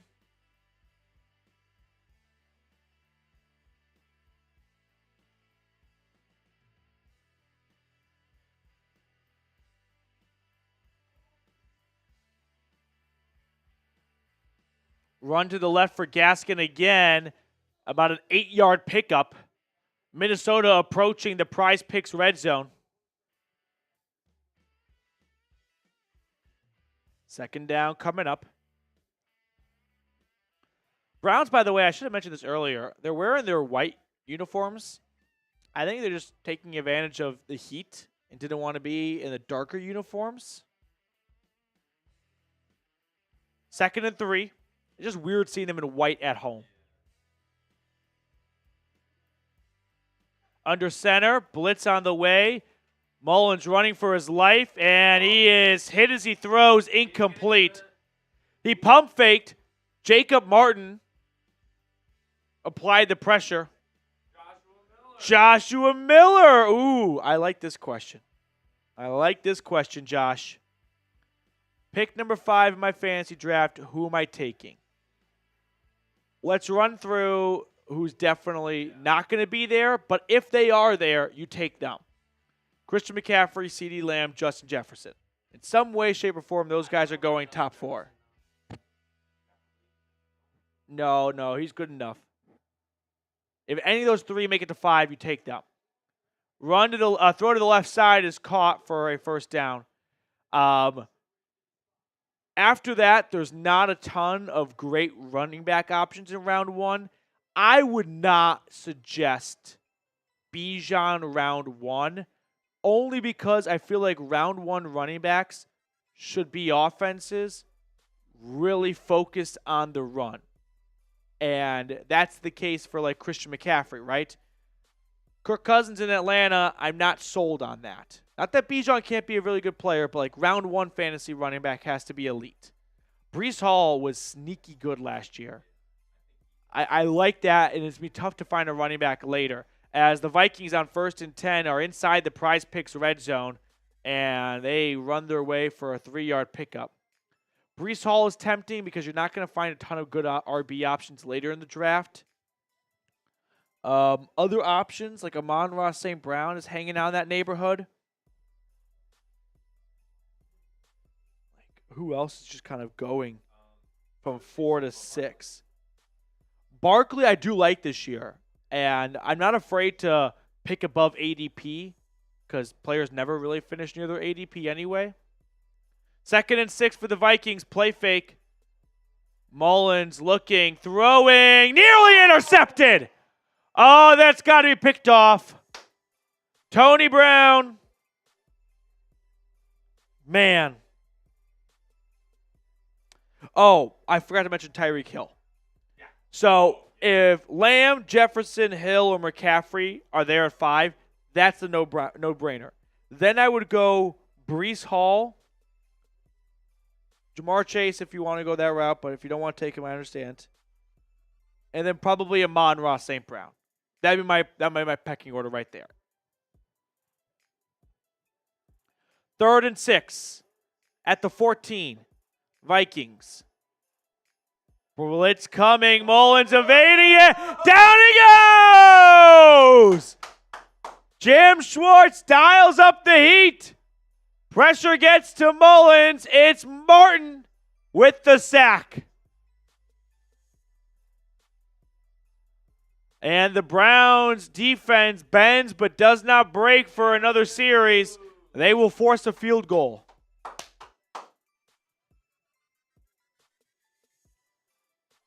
"38-yard field goal attempt for the Vikings is up and good. So the Vikings do add on to their lead. It's 13-7. But Jeremiah Martin with the sack on 3rd down. That's what I'm talking about. Okay. Well, while they go to commercial, I'm going to tell everyone about PrizePicks, today's great sponsor. So, if you don't know what PrizePicks is, it's America's #1 daily fantasy sports app with over 5 million active members. All you do is pick more or less on 2 to 6 player stat projections and watch the winnings roll in. You can now win up to 100 times your money on PrizePicks with as little as 4 correct picks. You can turn $10 into $1,000. So if you're looking for promotions, PrizePicks has got you covered every week. They lower select player stat projections on Tuesdays to help your lineup hit. So let me give you an example of my selections for this season. I like the less on Mahomes' passing yards. 4,300's a big number for a guy that might not have 2 of his top receivers, and Kelsey getting older and coming off a little bit of a down year for his standards. I like the more on Tyreek Hill, 1,300. He put up more than 400 of that last year. Barkley, I think, is going to get to 1,000 yards. He'll be featured in this Eagles offense. And then I like the more on Garrett Wilson receptions with Aaron Rodgers back in the mix. So if you like my selections, feel free to download the PrizePicks app. Use code CLNS for a first deposit match up to $100. That's code CLNS on PrizePicks for a deposit match up to $100. Pick more, pick less. It's that easy at PrizePicks. Super chat menu, if you're just hanging out with us or just tuning in and you like the free stream and you want to support us a little bit, super chats definitely go a long way. $2 super chat is a dog bowl. $5 super chat. We're going to do a Browns hat raffle at the 2-minute warning of the fourth quarter. If you want to get entered into that, $5 super chat, and we will get you added. But we're going to pick someone out of the chat in just a moment for one free entry. So if you're unable to super chat or you don't get picked, or if you don't get picked, you can send a $5 super chat in. Or if you're unable to super chat, start spamming B in the chat right now, and I'll pick someone in just a moment. $20 super chat. We have a fun wheel with a lot of fun mystery items on it. We'll get that wheel spun for you with a $20 super chat. And then $50 gets you added to the Brown and Orange Club. Can we see the Brown and Orange Club really quickly as the Vikings get set to kick it off?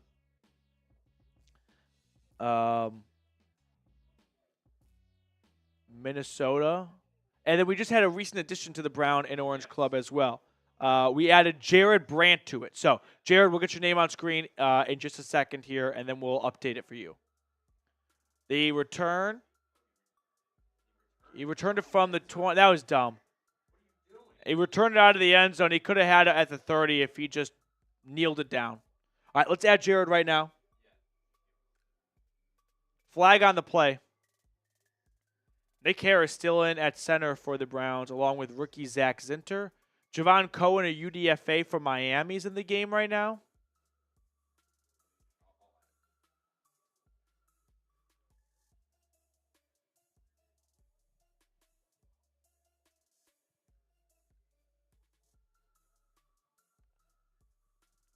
So Dorian Thompson-Robinson staying in at quarterback.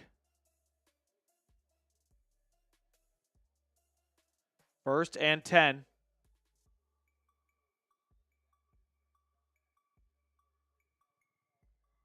Under center. DTR from his own 31. Hands it off to Deontay Foreman, and he's going to get about 4 yards on the play. Second down coming up. Browns down 6. Running with primarily the third string offense. Like no Jameis. Some backups in, but for the most part, not really. Second and 6, though.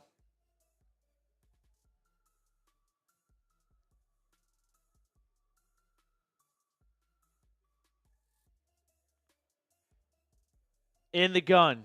Thompson-Robinson will hand it off for a second straight play to Foreman, and he falls forward for just a gain of 2. So 3rd and 4 coming up. What do you want to do? You want to run or pass here? 3rd and 4, I'd pass. I think DTR has been really solid through the air. You've picked up 6 yards through 2 carries so far, an average of 3, and you need 4. I think the math says pass. I'm thinking pass. Thompson-Robinson in shotgun. Takes the snap. Looking, throwing. It's incomplete. Looking for Jamari Thrash off his back foot. Just good coverage. Pressure was building. 4th and 4, and the Browns are going to punt.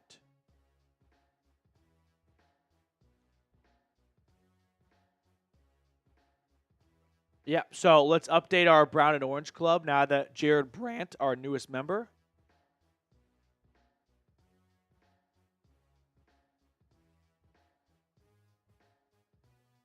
Okay. Technical difficulties. Punt by Bajorquez.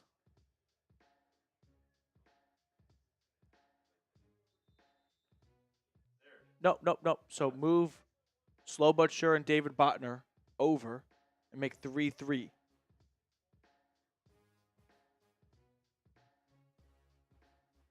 We'll get it up. Don't worry. All right. We are spamming B because I got to pick someone for a free raffle entry. So start spamming B. This is for reaching every 10 shares. So we got to 10 shares. Spam B. And I'm going to pick someone out of the chat for a free raffle entry for the Browns hat giveaway, which we're going to run at the 2-minute warning of the fourth quarter. All right. I'm going to pick someone in 5, 4, 3, 2, 1. I've got Noah K. Noah K.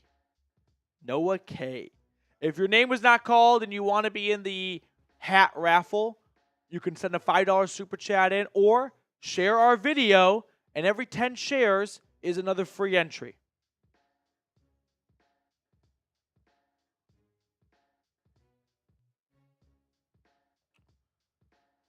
So it's going to be Vikings football. Noah K. Congrats, Noah. We got 400 people tuned in at the moment, 230 likes. Appreciate all of you that have gone ahead and liked the video. I also think we owe a super chat from Joshua Miller. So, Josh, we'll get to that in a moment. Sorry. The super chats have kind of been inconsistent in terms of how well they've worked, but we're working through it. Team that could head to playoffs not getting love.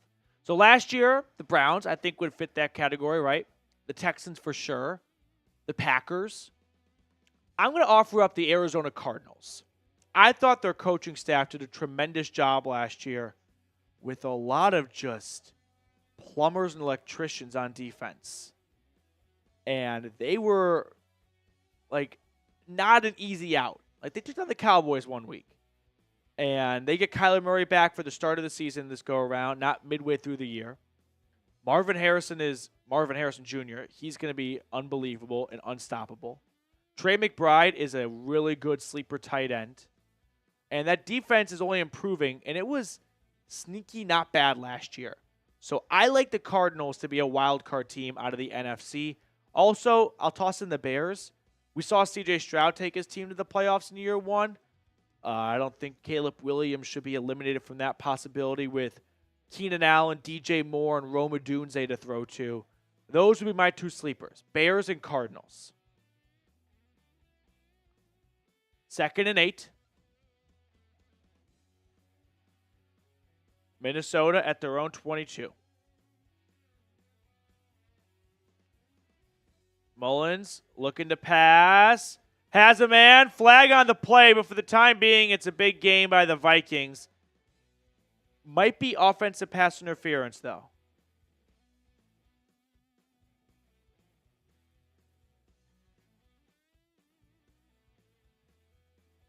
We got 5 minutes left in the first half.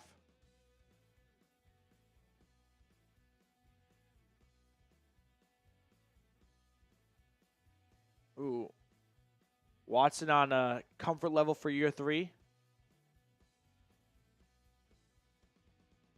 Feeling accepted to the city and community he shares.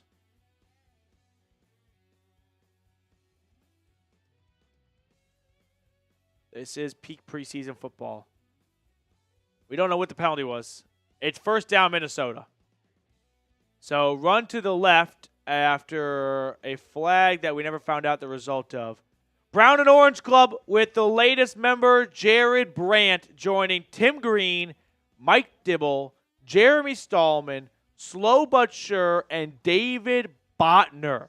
Appreciate all of you. If you want to get added, we're going to show their names and faces and pictures on screen for the entire 2024 season.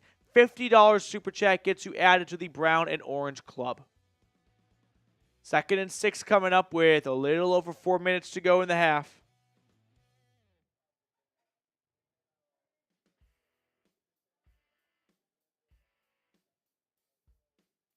Second and 6 for Mullins. His pass is caught on a crosser.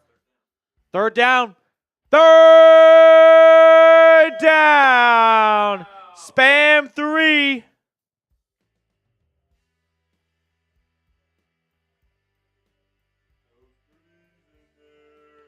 Third and 1. Get those 3s in there. Oh, Ray Bidding with a super chat. Ray with a $5 super chat. 3rd and 1 with 3.5 and counting. Under center, across midfield. Mullins will hand it off. It's a first down. Damn it. About to pick up a 4, and the Vikings stay on the field and move the chains. Ray Bidding, put me in for the drawing. Let's go, Dog Nation. Ray, you've got 2 entries. Ray's all over it.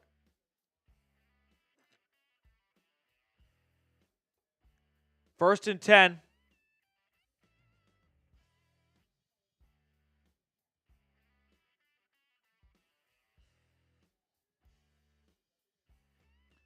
I mean, I do enjoy these interviews they do because it's a little more entertaining than the game. But they go for a long time. I just like how the broadcast puts together a good plan. Like, hey, we're going to do, if you don't know, all these sports broadcasts, like there's somewhat of a script in terms of, hey, at this first time out, we want to hit this storyline. They have talking points built in to the broadcast. And for the Browns, like for this broadcast, they're like, we'll watch the game for a quarter and then the interviews. And so that way we can stop watching the game. 2nd and 7, approaching the 2-minute warning. Snap to Mullins at the Browns 40. His pass is incomplete. 3rd and 7 coming up with 2:08 remaining.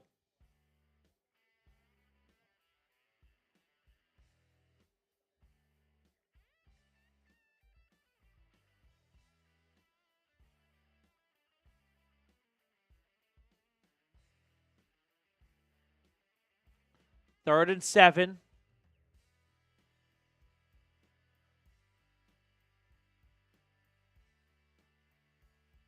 Got Watson kind of chatting up with DTR. Ken Dorsey sitting next to his 2 quarterbacks. 3rd and 7 for Mullins. Avoids a sack, but not for long. They get him down again. It's Williams. And that will take us to the 2-minute warning. Down he goes. So, the Vikings offense stalls, and the Browns will get the ball back with a little under 2 minutes and some timeouts at their disposal. 240 likes. Can we get ourselves to 250 likes? If you want to win this preseason game, get the Browns in the win column. Joshua Miller with a $2 super chat. There's something about Josh's several $2 super chat. I just like to think that Josh, in like a football comparison, he may not put up 75-yard touchdowns, but man, is he going to move the sticks for you on 3rd and 2? And there's just going to be like it's like the tush push. Just nothing you can do about it. Here comes Joshua Miller. Get out of the way. Watson's first game stats against Dallas. I'm going to go with this. Was that Isaiah McGuire? Did I miscredit the sack? I'm sorry. My mistake. Isaiah McGuire. I'm going to say Deshaun Watson against the Cowboys will go 22 for 36, 270 yards, 2 touchdowns, 1 interception. How does that sound to the class? Are we feeling like that's a bit too ambitious? Not ambitious enough? 22 for 36. That's like a 67% completion. 275 yards, 2 touchdowns, 1 interception. Do we need to ban someone? Who's Carissa? Is she causing trouble in the chat? Okay. Super Chat battle, by the way. Oh, no. I warned you guys that this was a possibility. The Vikings channel. There's been like 6 lead changes. The Vikings channel is a sneaky Super Chat channel in terms of like they got some big heavy hitters that'll come out from time to time. So we're trailing now by 15 after having like a $90 lead like 20 minutes ago. So they've come back. Good news is we got a lot of game left, baby. A lot of game left. Start chipping away. Help me take down Patrick Seatman. Oh, Josh is you can't single-handedly, take down Vikings now, but man, is he going to be a contributor.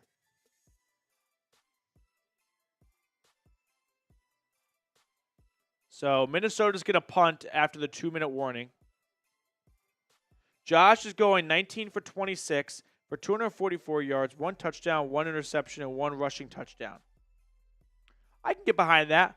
Only pushback, Josh, should be only 26 pass attempts.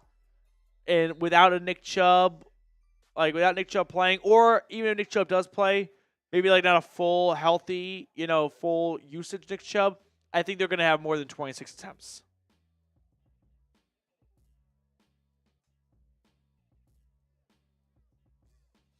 First and 10, the Browns have all 3 timeouts. A minute 54, they're down 6. I mean, this is Dorian Thompson-Robinson's, not only opportunity, but a great one to solidify himself as QB3 here, because it'll be Tyler Huntley in the second half. Rehab Rob, Vikings chat is boring. Switched over here because you're way more entertaining. That's what we like to hear. Thompson-Robinson throws right side. Ricci gets a 5-yard pickup. I don't know if I've ever seen a fullback have this many receptions. He's become the Randy Moss of the Browns preseason. Everything goes through him. Josh, it'll be raining. Okay. Oh, no. James Hudson's injured. Ladies and gentlemen, James Hudson is injured. Okay, he got up under his own power. A little bit of a cramp. There seems to be some level of frustration. When an athlete's like, damn it. He's walking off without any real assistance, but he's a little gimpy. So Jermaine Ifedi, who started off at left tackle, and James Hudson, who started off at right tackle, flip-flopped. James! Harper! $50 super chat. Puts us back on top. Let's go, That's what I'm James. talking about, James. Woo! Orange and Brown Club, baby. We got another member. James Harper. That's what I'm talking about. That's what we Add like him to in. see, James. Add him Add in. him in. Add him in. He's in there. James, we'll get you added. Just add him, make it an 8, and then put him in the bottom left, and then put this could be you on the other side to balance it out. Okay. 2nd and 5. We'll get that done at halftime, James. Thompson-Robinson looking, dumping it off to Foreman. He's trying to... Ooh, there he goes. He's loose. He's loose. Foreman out towards midfield. Looks like a 5-yard pickup. Try a 35-yard pickup for 27. He's got some size to him. Once that train is on the tracks, he ain't easy to bring down. This should be a tackle at the 12, and then again at the 15. Instead, he scampers all the way out to the 38. Thompson-Robinson throws. There's Ricci. Why is the Browns fullback the next Calvin Johnson? Oh no, he's hurt though. Ricci's a little bit banged up.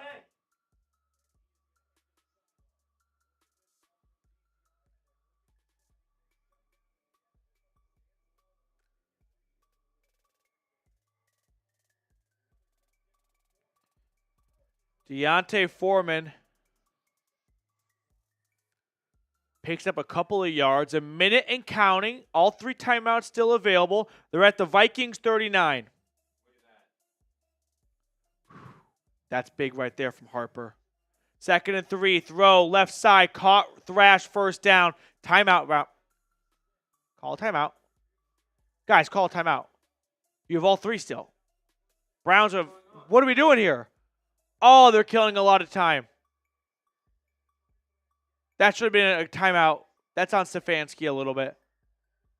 Incomplete pass with 31 seconds. I don't even think they're going to use all 3 timeouts. That was a mistake. 2nd and 10. You know what that is? That is someone has a dinner reservation tonight.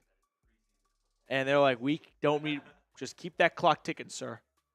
The referee's like, did I hear you say timeout? No, I did not. Keep the clock moving. 2nd and 10. They're at the Vikings 34.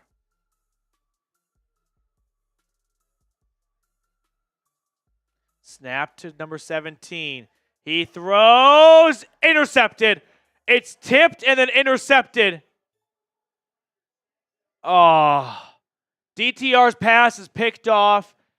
He threw it into some good coverage, and the ball got tipped up, and it's an easy pick for the safety. Is that Lewis Seen who makes the interception? I think this probably should be a catch from Thrash. I can't tell if the defender breaks it up. That's really unfortunate for DTR. But it results in an interception. 1st and 10 coming up. Let's see what the Vikings do. I mean, they got 3 timeouts. Do they want to try and get into field goal range? Or do they just want to take a knee? They've got it. I think they're going to probably take a knee. They got it at the 17-yard line. If they go take a knee, we'll get the stats ready for halftime.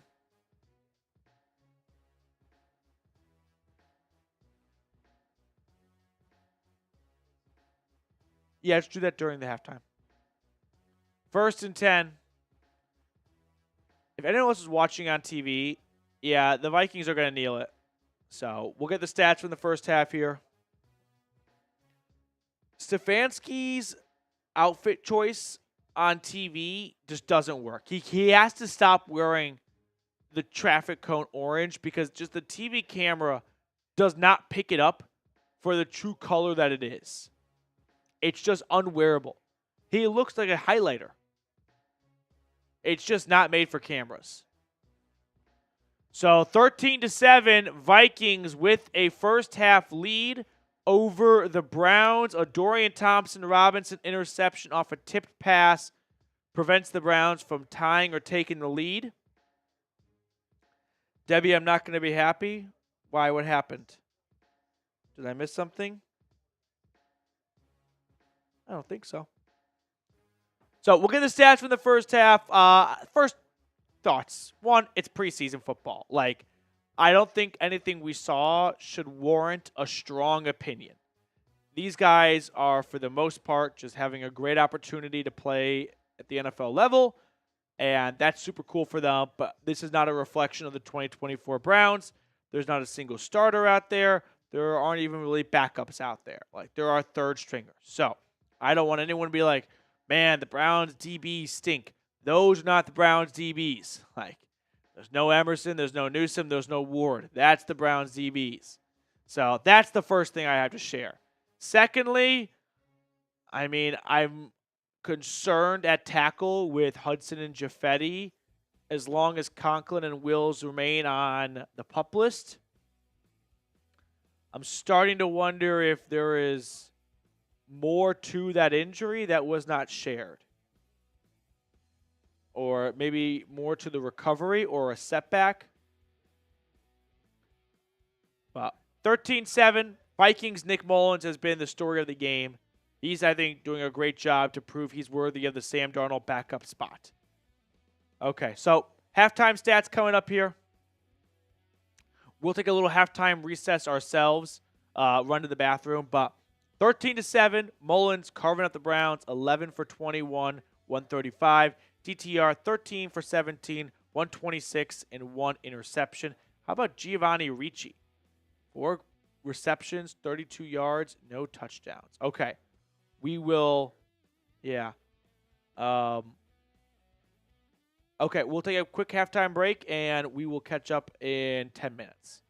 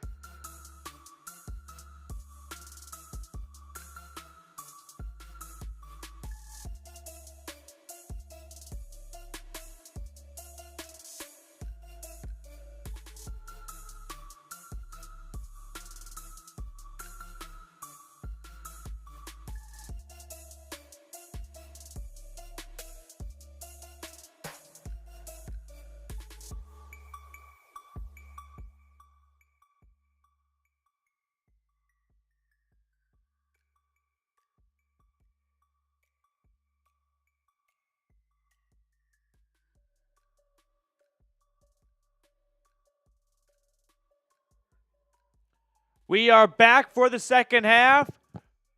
1st and 10 for the Browns is quickly converted into a nice throw from Tyler Huntley to tight end Zaire Mitchell-Payton. And the Browns, just like that, are across midfield. They got the ball at the 30. An illegal formation on the Vikings bumped it to the 35 on the kickoff. And now Cleveland is already at the Vikings 35 as they hand it off to Deontay Foreman, which kind of brings me to one of the talking points after the first half. Really strong half, I would say, from Foreman. If Deontay Foreman outperforms Jerome Ford in preseason week 3, I think there's a chance he could be this team's RB1 until Nick Chubb comes back. I don't think that's impossible. I think it's something worth keeping an eye on. So watch for 27. If he has a really strong rest of the game in week 3 in the preseason, he could be Nick Chubb's backup as he takes a screen pass on 2nd and 7, makes a man or two miss, and then stapled into the turf, gain of 3. And the Browns are going to have 3rd and short coming up. Tyler Huntley in at quarterback. DTR looked good. He threw 1 interception. It wasn't the worst interception ever. Ball got kind of tipped up, and a DB swooped in and picked it off. 3rd and 1. So I just heard Giovanni Ricci has been ruled out for a knee injury. James Hudson out with an ankle injury. So the Browns lose one of their 2 tackles and their number 1 receiver in the first half, fullback Giovanni Ricci, due to a knee injury. So how would you grade the Browns' first half after a failed 3rd and 1 attempt? The Browns are going to keep the offense on the field for 4th and 2 at the 27-yard line.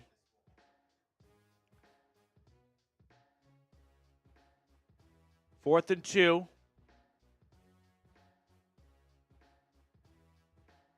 Huntley takes the snap, play fake. He wants to pass. Has a man inside the 5. Let's go.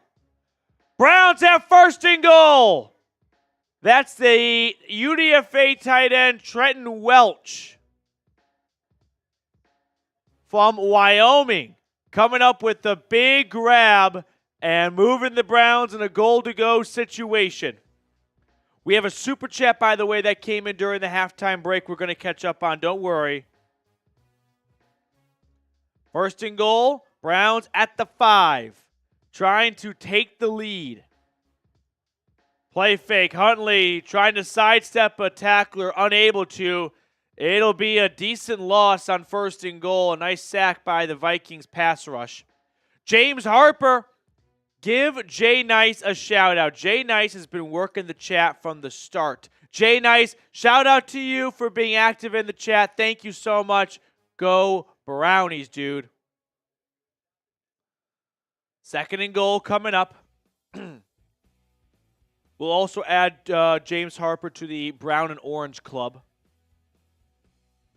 Empty set from the 12-yard line. Snap to Huntley. He throws. Intercepted. Return across the 10 to the 20. 25-30. 35-40. 45-50. No one's going to stop him. 15-10.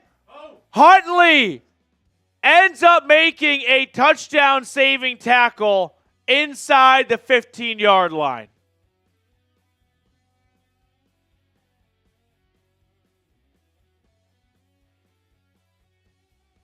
Oh, geez. Huntley came back in the play to make a touchdown-saving tackle, and then, oh no, Akeem Adeniji, one of the Browns' tackles who was pursuing the man on the interception, he got injured at the tail end of that play. And it's a bad throw by Huntley. It's just a misfire. I don't think it's a miscommunication. Ball wasn't placed in the right spot. Vikings have 1st and goal themselves now, all the way at the Browns' 8-yard line. And Adeniji was injured on the play. And on 1st and goal, the Vikings are going to rush it to the 1 yard line. Siaka Ika. Help us out here. 2nd and goal. Oh, good doggy. Good pup. Siaka Ika, you're 300 pounds. Come on, buddy. It's a pass. Caught, touchdown. No! Oh, they say he caught it.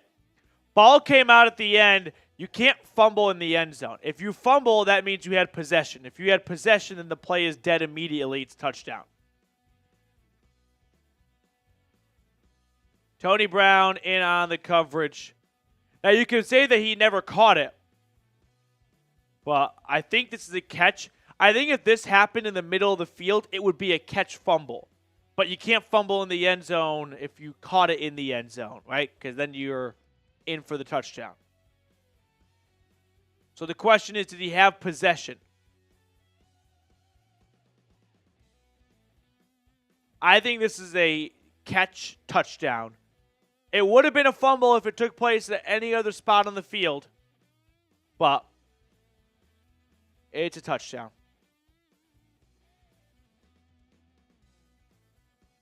So a touchdown would put it to 19-7. Yep, it's going to stand. So the extra point will make it a 20-7 lead for the Vikings. And the extra point is up, and it is good. I will add, the Vikings kickers' kicks do not look that good. Oh, swagger. What an incredible collar he's got on. Such a good boy. Shout out your dog's name in the chat right now. Let's show some love. I'm starting a poll right now. Should the starters play in preseason? Yeah. The starters are going to play in the preseason finale, which has kind of been the Kevin Stefanski, way. He played him last year in the preseason finale in Kansas City. And this year he's playing them in the preseason finale in Seattle. So we're going to get a look at them next week, which, by the way, that reminds me, I don't believe we're going to have a watch party next week. I'm going home for my grandma's 80th birthday party. So if I do have a watch party, it's going to be not like a normal watch party. It'll just be more of like a me watching me. Like, we won't have any of the graphics and whatnot. So I'll see if I can work that out from the birthday party location. TBD, but unlikely. I don't think Nanny would be very happy with that. But, it's a 9 p.m. start, 10 p.m. Eastern. Nanny's asleep. Yeah, it's a late start because it's in Seattle. All right, I do want to tell everyone, though, about our friends over at PrizePicks, which is America's #1 daily fantasy sports app with over 5 million active members. Now, if you don't know how PrizePicks works, it's super simple. All you do is pick more or less on 2 to 6 player stat projections and then watch your winnings roll in. On PrizePicks, you can win up to 100 times your money with as little as 4 correct picks. I'm talking turning $10 into $1,000. Now, what I love about PrizePicks is it's a great way to keep maybe a significant other of yours engaged in a game they previously were not interested in, which is usually the story of my life with my fiance. But I'm like, hey, we got these selections in this game. All of a sudden, she does not want to turn the game off anymore and put on Real Housewives. So download the PrizePicks app today. Use code CLNS for a first-time deposit match up to $100. That's code CLNS on PrizePicks for a deposit match up to $100. Pick more, pick less. It's that easy at PrizePicks. How come Sam Darnold didn't play? He played all week in the joint practice with the Browns, and both coaches felt like we don't need to play our starters after the joint practices. So that's your answer. Yep. Okay. Can we check out the updated Brown and Orange Club? Okay. Once we get that, we'll get it on screen.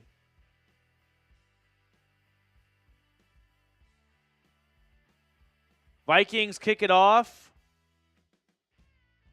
And the Browns wisely kneel it down since it goes into the end zone, and now they get it out of the 30. So it's a no-brainer. If the ball goes in the end zone, take a knee immediately. We've got a couple of interviews going on here up in the broadcast booth. Josh, who are the third and fourth string tackles? I mean, you've lost Hudson and Adeniji. You are running out of bodies. I don't know the answer. Like, what kind of creative measures Stefanski or Dickerson takes, I suppose. On 1st and 10, Huntley whips it out and finds Jamari Thrash for a gain of 7.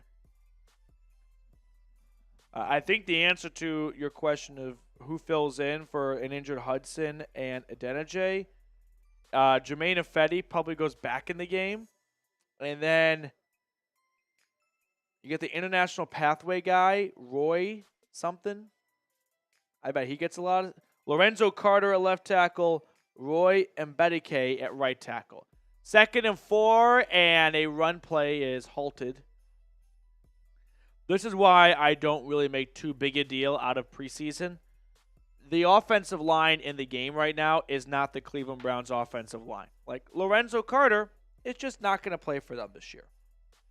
So there's no sense in getting super worked up about the offensive line. It's not the Browns' offensive line. It's not. 3rd and 5. Huntley in the gun at his own 35-yard line. Takes the snap. He wants to run with it. He will. Oh! Huntley is hit as he was beginning to slide. Helmet pops off. That's a bell ringer. Flag on the play. I mean, this is going to be a late hit, unsportsmanlike conduct or, unnecessary roughness. It was, I would say, in the defender's defense, synced up pretty well with Huntley beginning his slide. Holding. Defense. So they actually don't call anything on the hit, which I'm not going to lie, I'm not too upset about because it didn't actually look like it was a bad or late hit. It was timed up just as he was beginning to slide. It was to the shoulder area. Just a big hit. That's football right there. Huntley is staying in the game. Although his helmet popped up, he should have come out. I think they just overlooked that one. He stays in the game. It's a screen to Deontay Foreman. He is tackled the moment he catches the ball.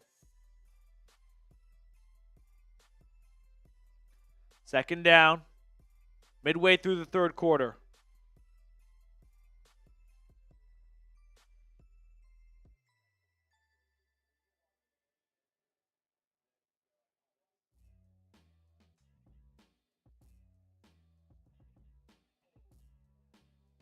Second and 10 coming up in the gun. It's a handoff to Foreman. Foreman's helmet came off in the middle of that pile.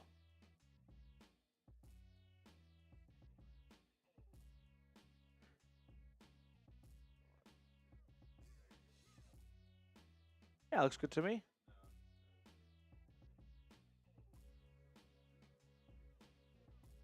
Third and 4.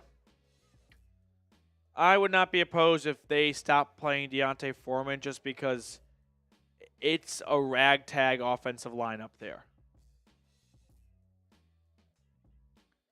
3rd and 4, snap to Huntley at the 50. He's sidestepping a tackler for a moment, continues to avoid pressure, and then he dives forward for the 1st down. Nice job, 10. Excellent work.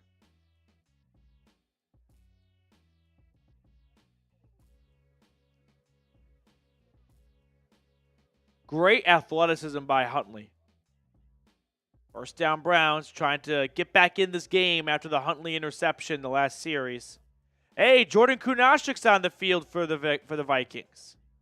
There are a lot of familiar faces going on both ends here. Dalvin Tomlinson, Jordan Hicks, Jordan Kunashik. They have Nick Mullins. Mike Pettin. There are a lot of similarities between these two rosters. There we go.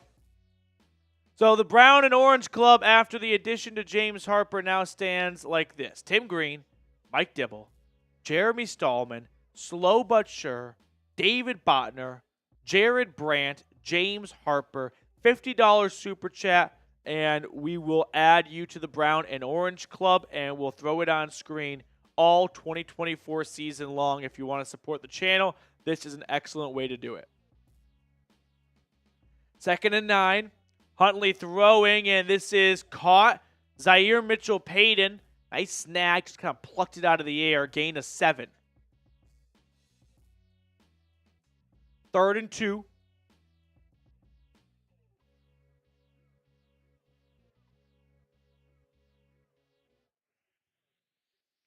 Like, I'm seeing this MasterChef. We're trash. Guys, I don't know how much more I can say it. This is not the Cleveland Browns. The only guy on the field right now that's going to see the field is Deontay Foreman. Everyone else is not on this team. Oh, pass is tipped. Caught off the deflection. Jalen Darden trying to keep his balance. But an incredible job and focus by him to catch the tipped pass intended for another receiver.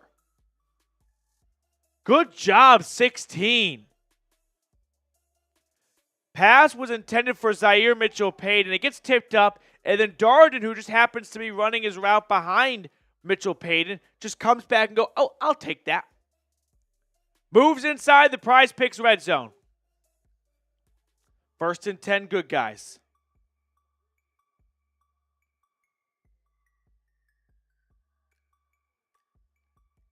Snap to Zaire. He hands it off. I beg your pardon, to Huntley. Handoff goes to Deontay Foreman.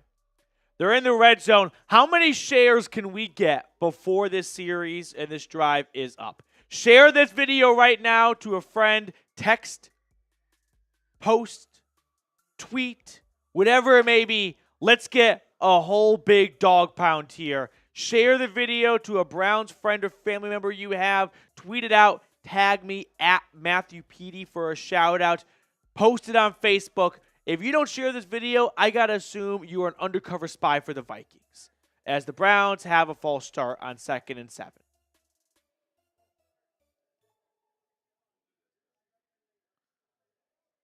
Start sharing. Let's see if we can get 10 shares. If we get 10 shares, that's a free entry for the Browns hat raffle, which we're going to do at the 2-minute warning. We got 2 shares so far. Can we get to 10 before the end of this series? 2nd and 12. The Browns are backed up to the 20.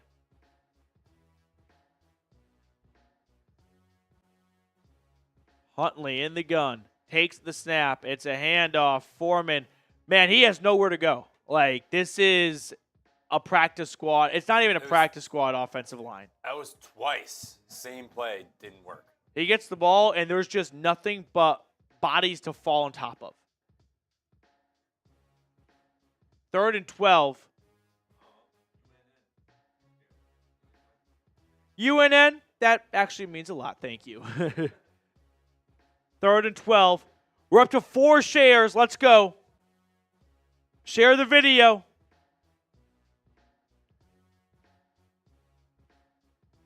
From the 20. Huntley on 3rd down. Has a receiver.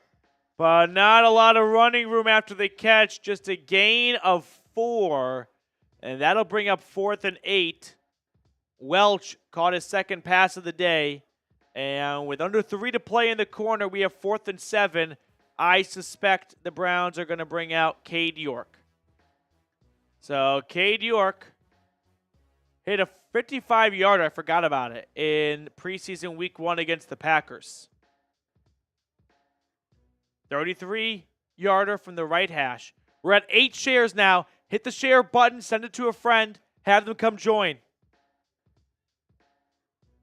And the field goal is perfect. So Cade York makes it a 10-point game. And we got to 10 shares, 11 to be exact. So if you want to get a free addition to the Browns hat raffle. Start spamming B right now. I'm picking someone out of the chat in 30 seconds. Start spamming B. Let's go. Get the B's rolling. Industrial's doing it. Ghostface, Blake, Tyman, Jay Nice, Mr. Endgame, Master Chef, Ninja Cow, Christopher Stofira. Start spamming B. Spam B. I'm picking someone for a free entry to the hat raffle. We're going to run at the 2-minute warning. Picking a name in 3, 2, 1. I went too fast. 3, 2, 1. I got Dust RL. Dustrel, I guess. Dust RL. Dust RL. If I didn't call your name and you still want to get in, it's just a $5 super chat. Or share the video. Every 10 shares, we're doing another free entry from the chat. 10-point game here late in the third quarter. And the Browns' fourth-string defense. By the way, Siaka Ika playing in this game. If you didn't know what round he was picked in, I also start to just kind of feel a little bit bad for Ika. Because he was picked in round 3, he's such an easy target when talking about disappointing guys. If he was a UDFA, no one would say a single negative thing about him. So there's pros and cons to where you get picked. The expectations are really high.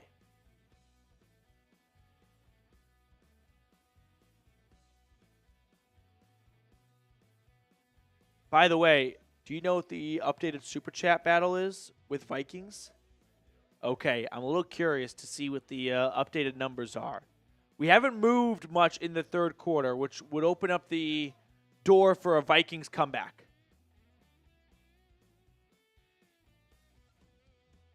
Cade York will kick it off to restart the game. Cade York just kicks it out of the back of the end zone. Is that the plan? No, it puts him at the 30. If you kick into the end zone, it goes out to the 30. That, I suppose, appears to be the plan. It's 5 yards. It's 5 yards. But why not kick than it to what the it was 1 before. and see if they can return it past the 30? Yeah. Can they get a 31-yard return? It's like reducing the chance of them taking it back. I don't know. I feel like it's kind of lazy. You're just F it. We are Kick into 30 the end away. zone, give it to the 30. I don't want to play this game of what can we do to get to the 29 and nothing further. I mean, give your kickoff team a chance. 1st and 10. Handoff is going to be a 4-yard pickup. Okay. We are 30 legs away from 300. Let's get there. 29 now, so we haven't moved too much in the last 15 seconds. Like the video if you have not already. Let's circle back to this one. What's the updated Super Chat battle? I'm very curious. You want the Super Chat? Yeah, I want to close my eyes. Let me know when it's on screen. It is on screen. Okay. Yeah. I don't know what I was Not expecting, terrible. but it's very close. 2nd and 7, throw, right side, dropped. Is Jaron Hall in now for the Vikings? I suppose so. 3rd and 7. Spam those threes, and if you want to help us take down the Vikings channel and Super Chats, every bit helps right now. It is razor thin coming down to the fourth quarter.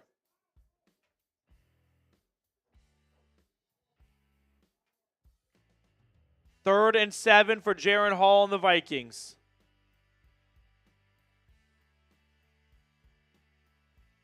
There's no way this pass is completed. Hall on 3rd down, flushed out of the pocket. He will throw. It is caught, but I think the receiver is going to be marked down short of the line to gain. Myles Gaskin down half a yard short.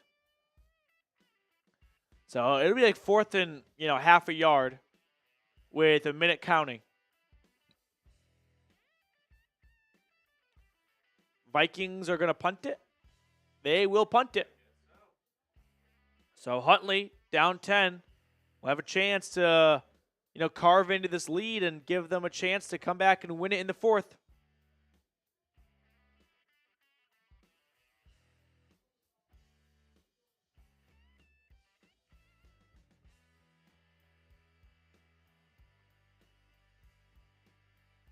Kick is up, or punt is up. Return starting at the 18. Darden looking for a block or two, getting the edge, and he'll get out towards his own 30-yard line. So solid return from Jalen Darden, who's trying to find a roster spot on this team. And every play on special teams will help with that effort. Okay, should we look over the Super Chat menu in case we get any new viewers coming in here? So if you like the free content we provide and you want to throw something a little bit our way, of course, greatly, greatly appreciated. But we do want to offer up what we're offering in our Super Chat menu for today's show with Browns trailing 20-10. I think all of us collectively are ready for this game to be over with. This is preseason football. This is why I'm the Grinch and I say football is not back until the regular season. No one would be falling asleep in a 20-10 game going into the fourth of the regular season. Absolutely not. $2 Super Chat, Dog Bowl. I owe a Dog Bowl or two. Dog Bowls. $5 Super Chat. We're doing a hat raffle. So $5 to enter. It's a $35-ish hat. So pretty good value if you ask me. Dog Bowl for the last one from James Harper.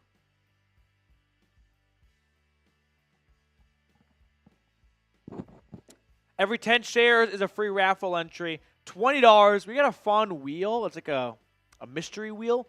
We'll spin that for a $20 Super Chat, see what it lands on. Could be a handful of raffle entries. $50 Super Chat gets you added to our Brown and Orange Club.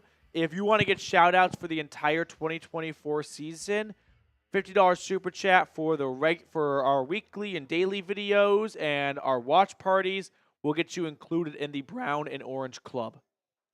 I am just obsessed with this commercial.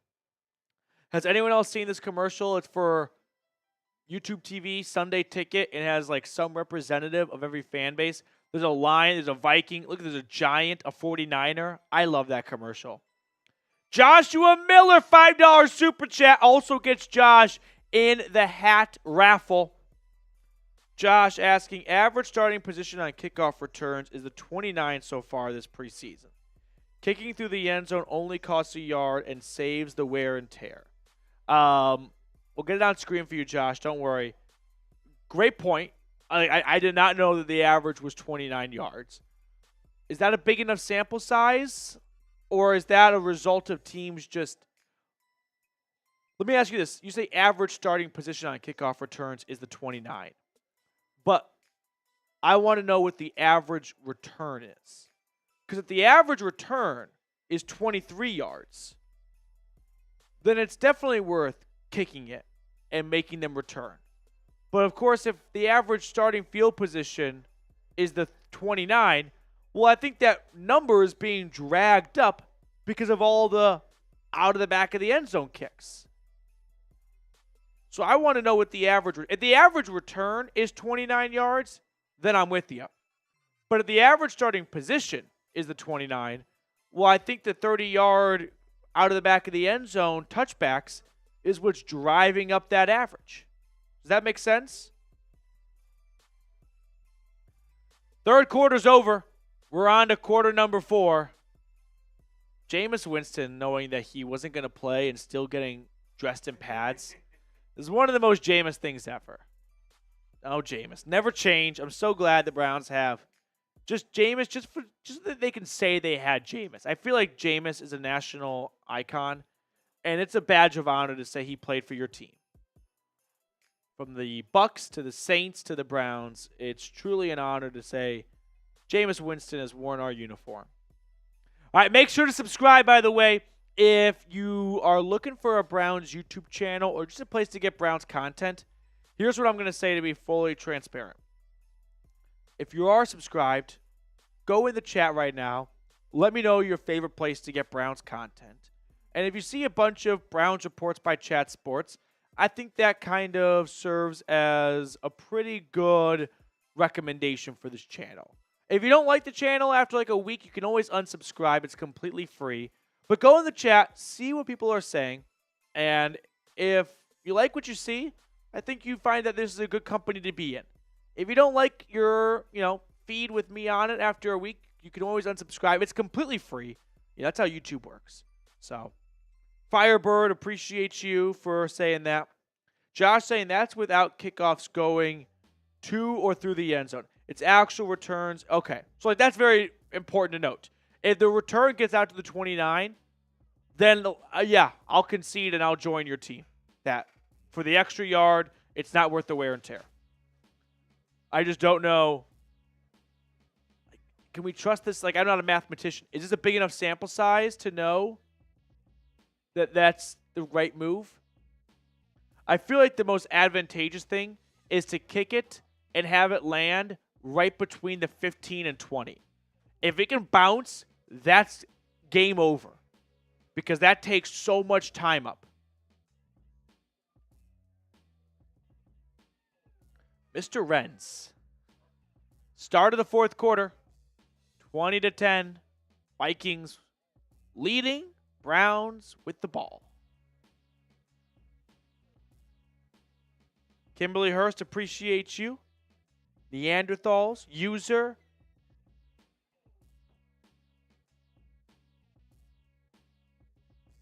Shaylin, me too. Start of the fourth quarter. And a little bit of a broken play. Huntley's just going to hold on to it and run. He'll fall forward. Gain of 3 on the play. No.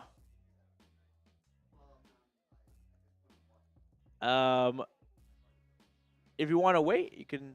I'll drive you home. Yeah, I don't blame you. Yeah. 2nd and 7. Huntley under center, hands it off. Aiden Robbins. I think it's beginning to rain, by the way. I knew there was rain coming into the area.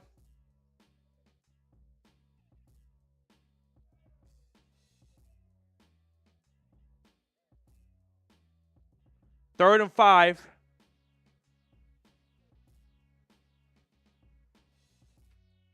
Josh, speaking about the kickoff return, maybe teams know what they want to do and they just don't want to share it in the preseason. They determine what the best play and the best course is, and they're just not going to do that in the preseason. 3rd and 5, passes caught by Robbins, but no gain on the play. It'll be 4th down, and the Browns will punt. That seems like something the Browns would do where they, sat down in a room, went through all the different outcomes, and determined this is the most efficient and greatest outcome for us. So we're never going to do it once in the preseason because we don't want the other team to know that's our tendency. Browns punted away. Ooh, I like that. Good punt. Down at the 5. Nice work.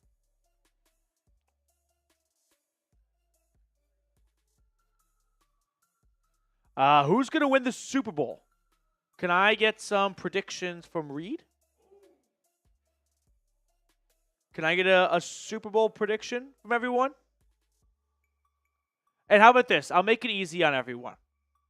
If it's not the Browns from the AFC, who would it be? Right? That's kind of whenever you ask a fan that's with a competitive team, who's your super prediction? They almost feel like they are a traitor if they don't say their team. So I'm forbidding everyone from saying the Browns. If it's not the Browns, who is it from the AFC? Unfortunately, the first team that comes to mind is the Ravens.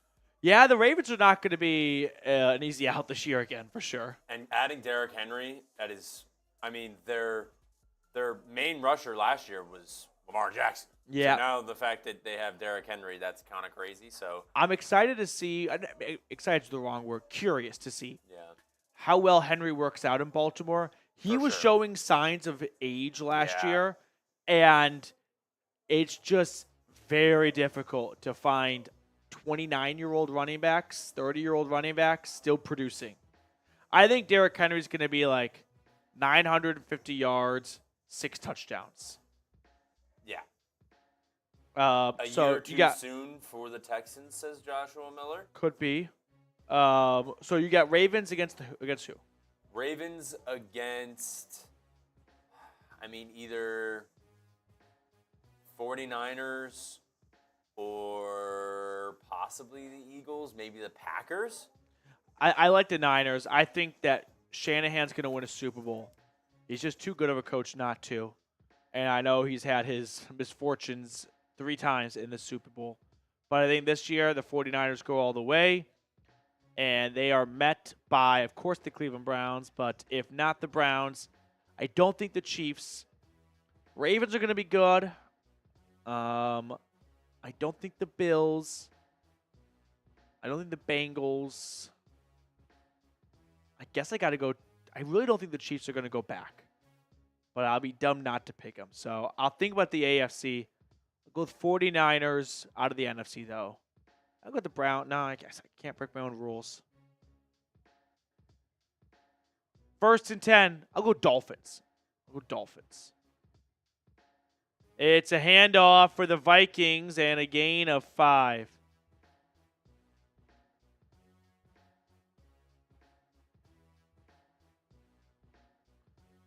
Second down.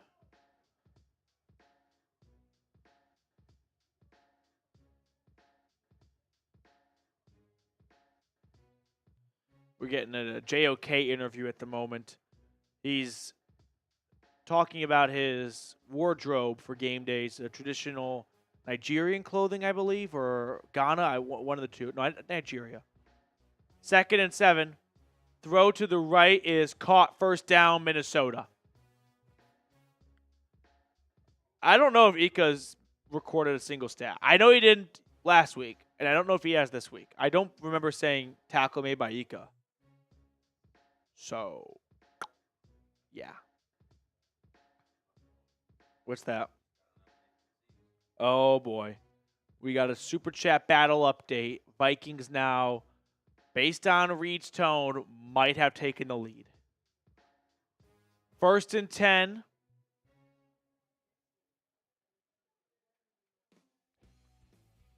And another run. Gain of 6 on the play. Super Chat battle update with Vikings now. It is very close. And based on Reed's, I think it got even closer. Oh, my God. Okay. We are not losing by 1. Just not going to accept that. I'm about to Super Chat myself. Oh, yeah, we're at 383. Okay. So we do actually have a $4 lead. 2nd and 3, it's a run. God bless the Vikings, by the way. I think they're just going to run it every play here. Just speed this clock up. And then Duckies. Duckies the 2-minute. If you want to help stretch our lead back with the Vikings channel and get yourself entered into a Browns hat raffle, Duckies, 2-minute warning, $5 Super Chat gets you added. Jared Brandt! Hey, that's a man on base right there, right? That's 1-run lead going into the top of the 9th. Let's give ourselves a base runner. Oh, big throw and catch. He's gone. Touchdown. Jaron Hall finds a wide open receiver, and it's 26-10 Minnesota. Fayan Hicks was the corner in coverage.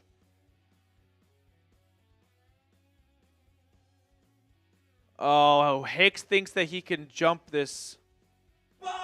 T!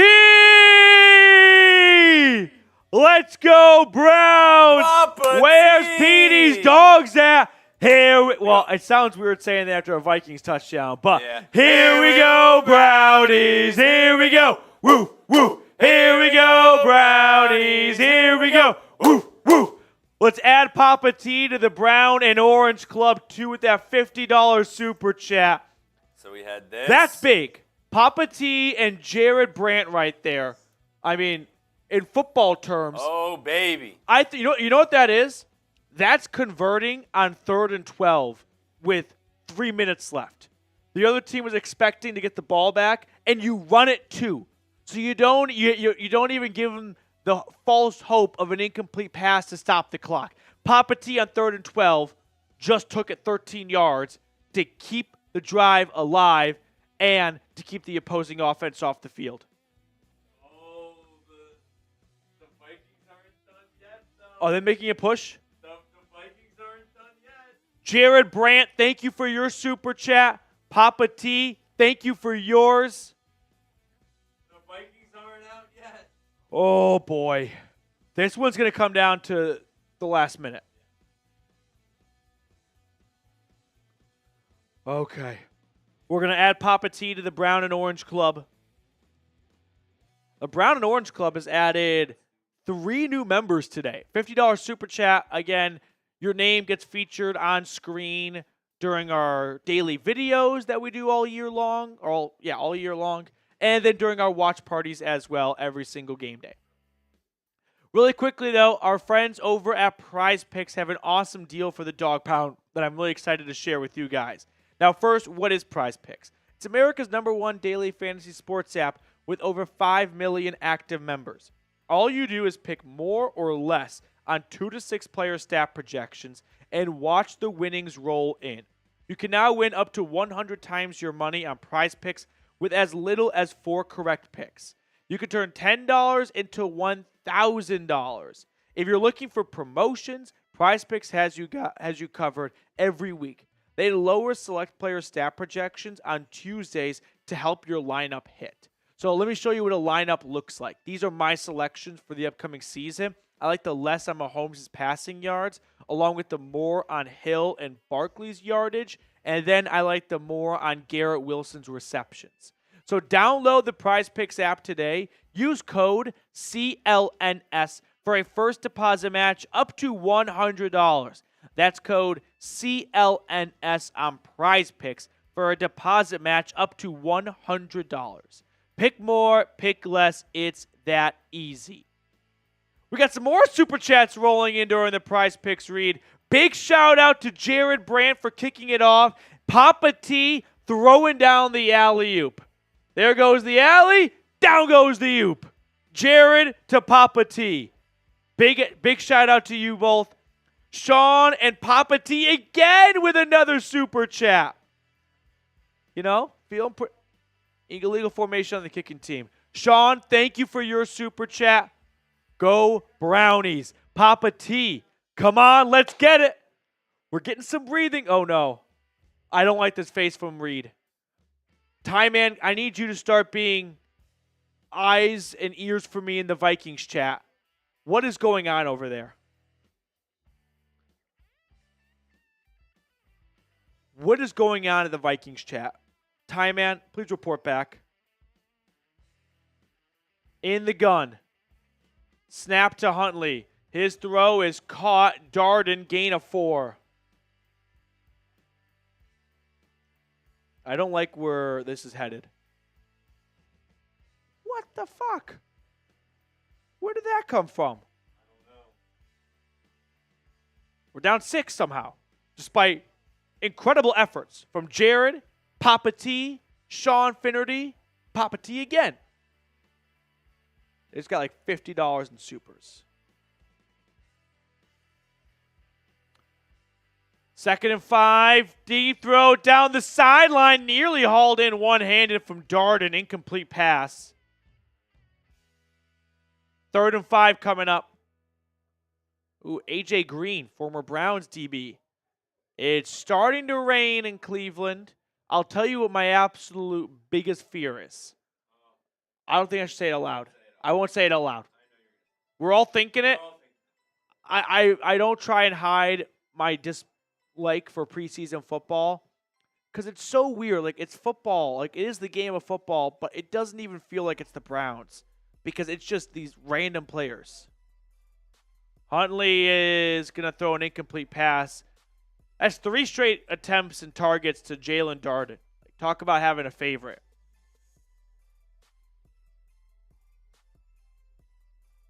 Chubbathon's in the chat.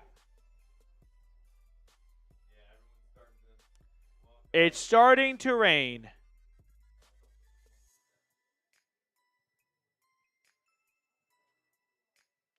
$27-10. Sorry about that. My mistake. 4th and 5. Mike! Very nice. Mike! Fifth time super chatter as the punt. Might have hit a Vikings player. Could be Browns football. They say it's Minnesota ball. Ghostface with a $5 super chat. All these super chats, by the way, are raffle additions for the hat. Voice crack. Hat giveaway at the 2-minute warning. Mike, let's go, dogs. Here we go, Brownies. Here we go. Woof, woof. Here we go, Brownies. Here we go. Woof, woof. Ghostface. Can we throw Ghostface's super chat on screen super duper quickly? Time Man said they're at 500 now. God bless it. Can't celebrate for more than 5 seconds. PD, who's your take for the 6th wide receiver spot on the roster? I think Darden could beat out Bell. Seems more useful on special teams. Get more out of him.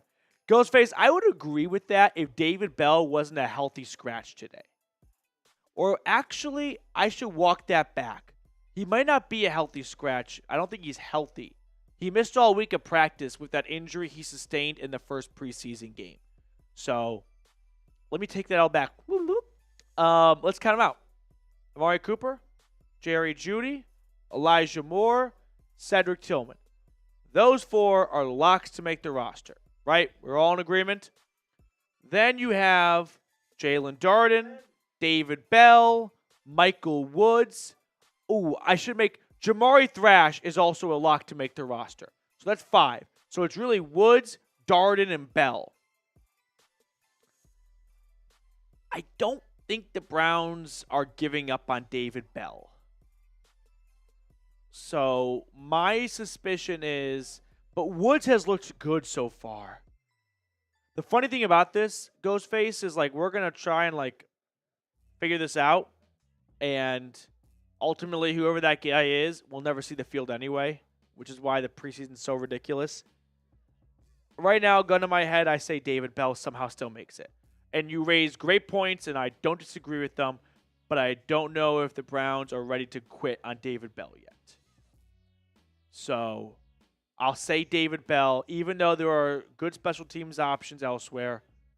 Maybe the Browns take 7 wide receivers, and they cut back elsewhere. But I'm thinking Bell. Ben with a $5 super chat. Ben Hatcher? I pronounced that correctly? It is raining in the land. Oh, no. What's the updated score? Vikings, 1st and 10. They run it. Gain of 4 or 5. I don't think they're going to cut Jamari Thrash. We got Nick Chubb interview. Everyone, please shut up and silence your cell phones.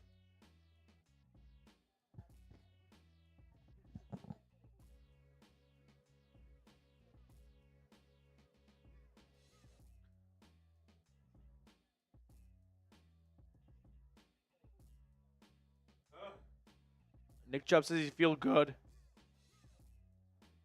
I've done a lot of watch parties. And a tackle on 2nd down.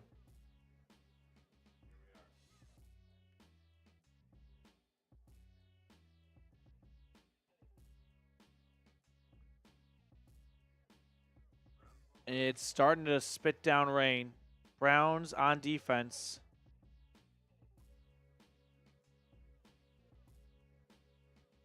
Nick Chubb taking it one day at a time in terms of a return date.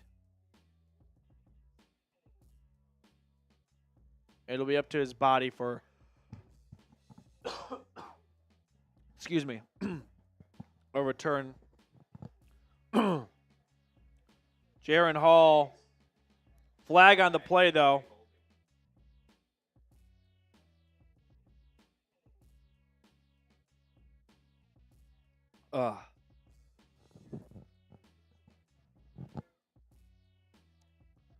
Watching more of this Nick Chubb interview.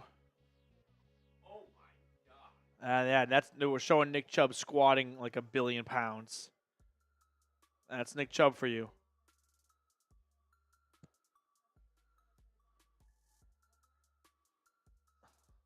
So, Nick Chubb hopping on for an interview. It is coming down in the land.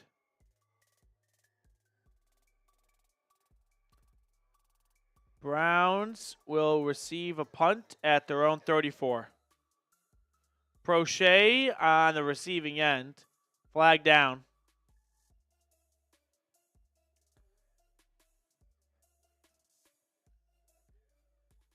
Huntley. Yep. I don't want to surrender, and I'm not going to surrender. We have some time still. I believe in the dog pound. You know what? Let's actually make a deal. A little incentivization to reach the Super Chat battle, make up some ground here. Between now and the 2-minute warning, every single Super Chat, no matter the amount, gets you entered into the duck race. Okay. That way, we can start just like death by 1,000 little cuts. Yes. Okay? Every single Super Chat, no matter the amount, gets you entered into the duck race for the free hat. There's a flag at the moment. See if we can start just clawing our way back in this one.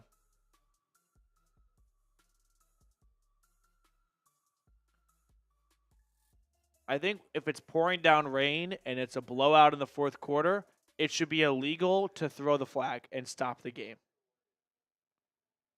We got a Browns fan just shirtless right now. It's completely cleared out, too.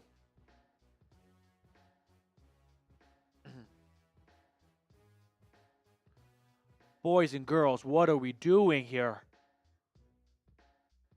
Make up your mind.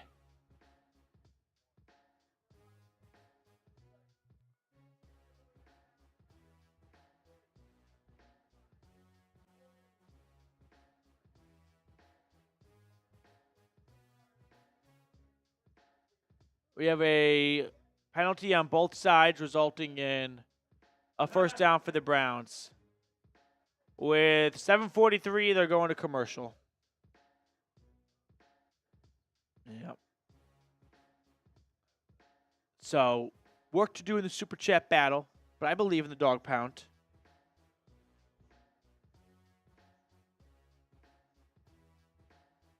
Oh, yeah. Let's check out the Brown and Orange Club. Tim Green, Mike Dibble, Jeremy Stallman, Slow But Sure, David Botner, Jared Brandt, James Harper, and Papa T. 8 members of the Brown and Orange Club. If you want to get added, $50 Super Chat will include you, and you'll get shout-outs all 2024 season long during watch parties and videos. Crispy Flip, welcome back. Peter wants to get up there. Come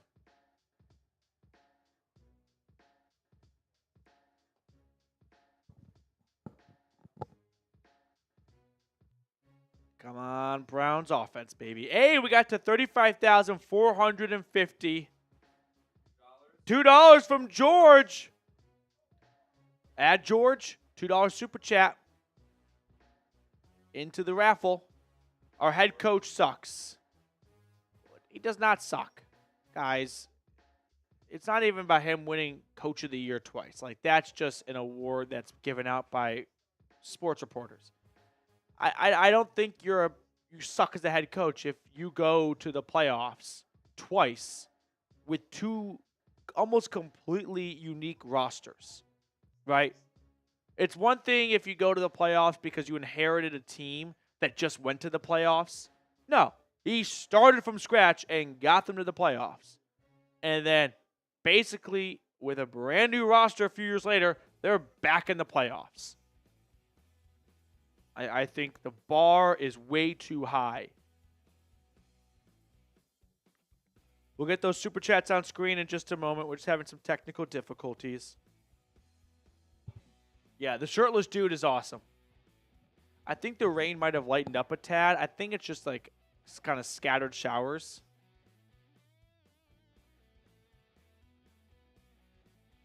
The only big takeaway I have, well, the only few big takeaways I have from this game is Deontay Foreman might overcome Nick Chubb. I beg your pardon, not Nick Chubb. That's a fireable offense. Jerome Ford as the backup to Nick Chubb until Chubb is back. I haven't seen anything from Siaka Ika that makes me believe he'll get a roster spot, although with injuries and who knows what with Mike Hall, which, by the way, that's a story in itself, him playing today. Is there much more to the story that is going to come out that kind of clears his name? Because as of now, it just looks really bad optics-wise. 2nd and 7. Play fake. Dump off over the middle. Nice pickup on the throw and catch between Huntley and Robbins. 1st and 10. James Harper, this is why we need a dome stadium. Yeah, I mean, I would think the winter more than the rain, but yeah, also this too. I really hope the Browns are able to get a nice big dome stadium done in Brook Park. Starling, question for someone who hasn't grown up around football from the UK. Is there an expectation to win preseason games? If you're not playing full squads, what is the point? Starling, great question. No, there is not an expectation to win preseason games. I do think that people will over-dramatize a preseason loss or win, but no, there is no actual, frustration if you don't win. I don't know if there's really, assuming you may be a soccer fan, if you're from the UK, comparison, like when the EPL teams come to the US and play like an MLS team or play a game here, they don't play their stars the whole time. So it's just like a little bit like that. But there is not an expectation to win preseason games. The preseason originally, I think, had really good practices in place. And now it's just become outdated and unnecessary with how incredible these athletes are. And they don't just go in the offseason, put on a bunch of weight, come back to training camp, and find themselves trying to get back into football shape. 3rd and 1. Browns will hand it off, and I think it's going to be a 1st down carry for Robbins. George, our head coach, sucks. He doesn't. Just doesn't. Might not like his play calling all the time. You may not agree with all the decisions and whatnot. I know you don't mean it like maybe for the letter by letter in the word sucks, but Kevin Stefanski is a good head coach. I think Browns fans need to stop believing that all their head coaches are going to be bad. When you get a good one, you don't have to fire him just because that's all you've known. 1st and 10 from the 50. Snap to Huntley. Throw on the slant, and it's a gain of 4 to Matt Landers. Yeah.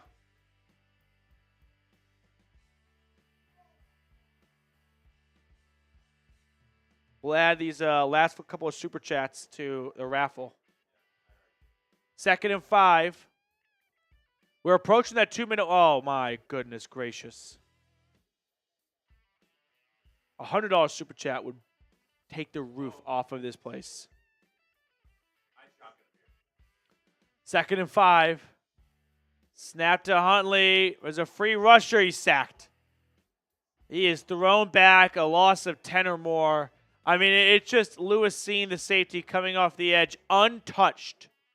Just a misassignment from the Browns offensive line. Like, Roy Mbedeke, he's got to stop outside first. He's got help on the inside.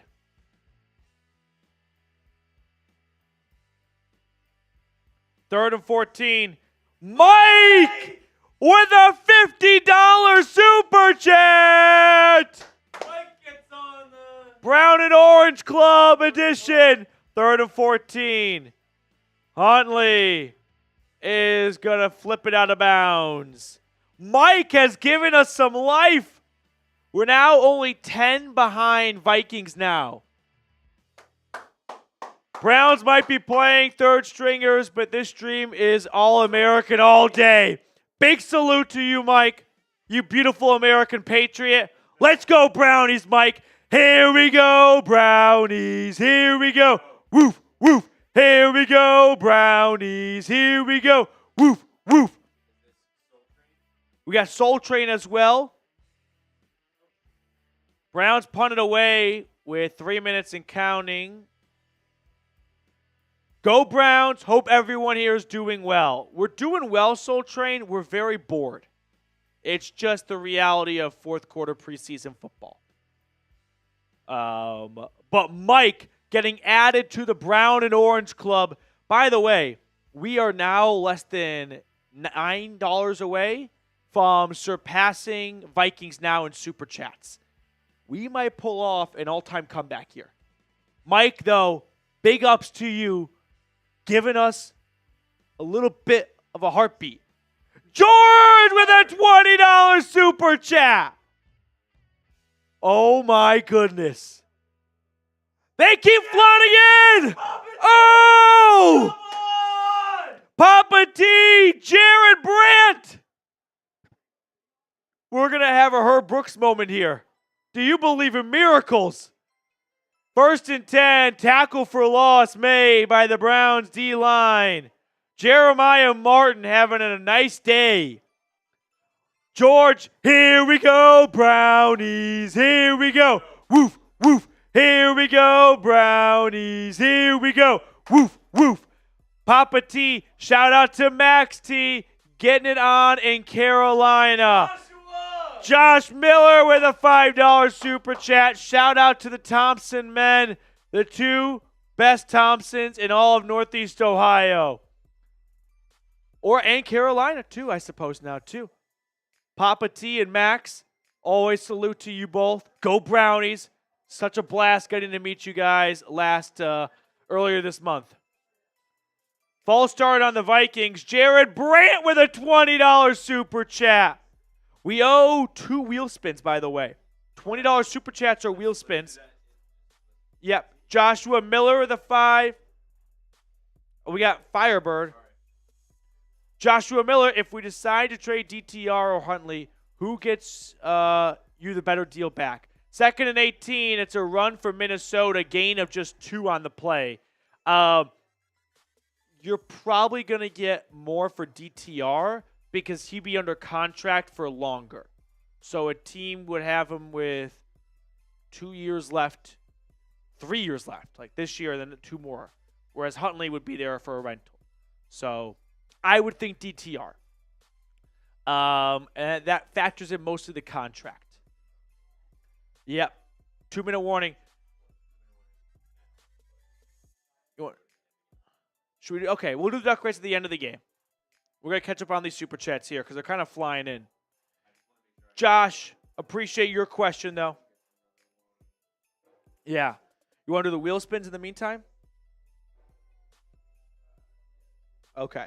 We're going to do the duck race at the end of the game since we're just 2 minutes away. And I kind of want to beat the Vikings more. So pause in the duck race for a moment. Noah K, you're in the duck race, dude. Pulling for you. Pulling for Noah. Nearly 300 people tuned in right now. We got to take down the Vikings in Super Chats. We're so close. George, we need to make a left tackle move tomorrow. Yeah, I think the Browns should really kick the tires. They need a veteran just to hold it down for like a month. Oh, my sweet baby Jesus. Joseph with a $50 Super Chat. Here we go, Brownies. Here we go. Woo, woo. Here we go, Brownies. Here we go. Woo, woo. Joseph Deporter. I don't think I pronounced that correctly. I'm so sorry. Joseph. Let's go, Brownies, Joseph. Unreal. Closing minutes. Dog pound bites back, baby. That's what I'm talking about. Joseph getting added to the brown and orange club as well. Salute to you, Joseph. That gets us, I think, a comfortable lead with Vikings, right? I sure hope so. We're going to update. Time Man, have they been picking up a bunch of supers lately? So this is the update so far. Okay. Updated numbers coming in. First time super chatter Joseph, by the way. A little 2-clap action. A little 1-2. Let's go, Joseph. Let's go, Joseph. Here's the update. Oh, you kidding me? It's an ass whooping. This is kind of like in the Olympics where Team USA swimming isn't like leading initially, and then they win by like 3 seconds. Uncle Buck with a $10 super chat. Let's go. Papa Reed. Go Browns. I think he's got an AFC team now. Yeah. Right? He's got the Eagles for the NFC. 3rd and 16. This is going to be fumble. Safety. Safety. Well, don't take your helmet off. That's a flag. It nearly was a touchdown. It's a safety.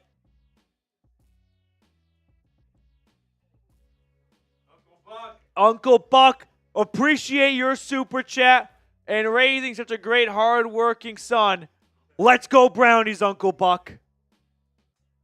Matt Corral, he was only added to the Vikings a few days ago. That's a big mistake. So it's going to be a safety. It's 27-12.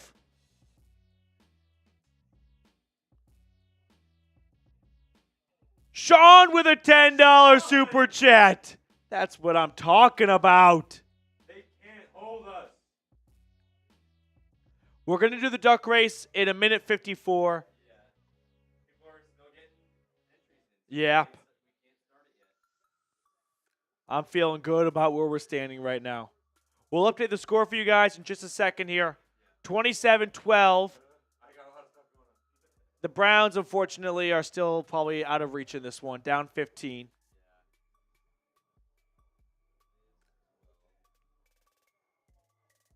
Ty Man, why did you say uh-oh? What? No.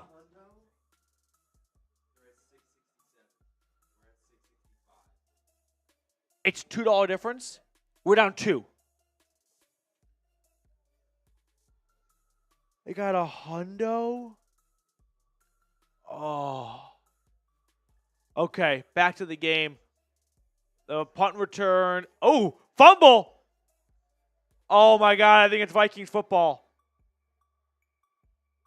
A fumble. It's a Vikings ball. Oh my God. Browns fumbled the return, and the Vikings recover. That's the initial sign from the referee.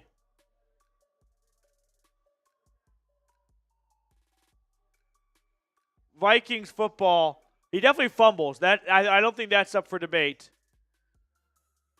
But did the ball ever go out of bounds? I think this is going to be Duke Shelley. He forces the fumble, and then he recovers it. I think he recovers it in bounds. Papa T will not back down. Another hundo. Okay, we're getting the live update here. Damn.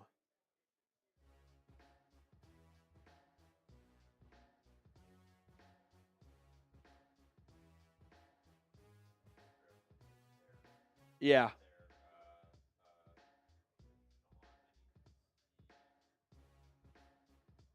Papa T, F that. Petey's dogs represent. Woof, woof, woof, woof. I love the dedication right now to come back and beat the Vikings channel and Super Chats. Soul Train, I'm still really optimistic about the defense.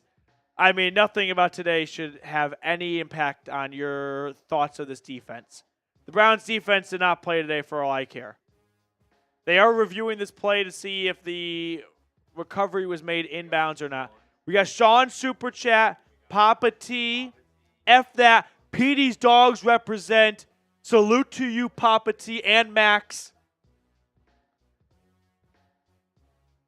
Browns football. The return man, the recovering player for the Vikings was out of bounds when he recovered the football. So the Browns dodge a huge bullet. Soul Train, I'm still really optimistic about the defense. Why wouldn't you be? It's the number one defense, bringing back pretty much every starter. We got some other super chats to catch up on here.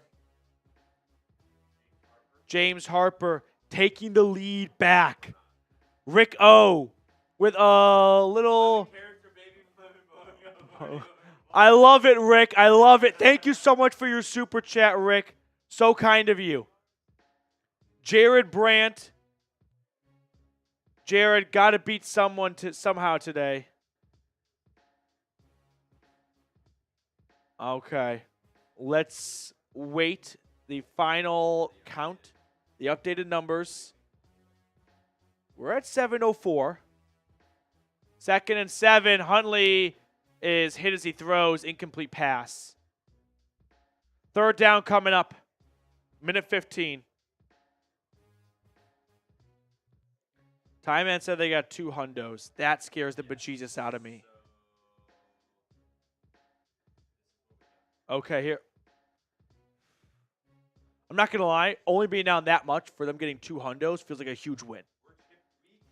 Yeah. We are much more consistent. We get 6-7 yards every play. They're a boomer bust offense. They're a Mickey Mouse offense. They think this is the Big 12. 1st down Browns for Zaire Mitchell-Payton, but he is injured on the play, and they're going to call a timeout. Come on. 7:04 to 7:87. We'll take some more super. At the end of this game, we're going to run the duck race. And can we, if you have a moment, see the updated Brown and Orange Club? We got new additions of Joseph and Mike.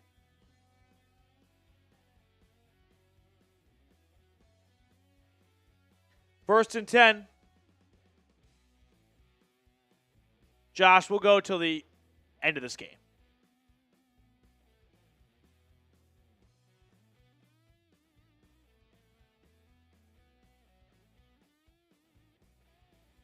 I can't believe a Vikings fan is here and LOLing at a preseason score. Do you remember any of the outcomes of the preseason games last year for the Vikings? No, of course not. It's preseason. Huntley's intercepted. Huntley is picked off. It was a bad pass behind Robbins, who deflected it up, and a Vikings defender in the area intercepts it. Okay, so that's going to be the ball game. Let's do the following here, okay? Jared, got to beat someone somehow today. So let's start with this. Ready? In this order. Do the stats. Move that over. And then we got the wheel spin. And then, holy shit. Jeremy! A $100 super chat! Hold 1 minute. I am not letting the Vikings beat our super chat battle. Come on, Browns fans. Who let the dogs out? Sorry I'm late. I just landed. An unbelievable time for some reinforcements from Jeremy Stallman. Beth Hall with a super chat as well. Here we go, Brownies. Here we go. Woof, woof. Here we go, Brownies. Here we go. Woof, woof.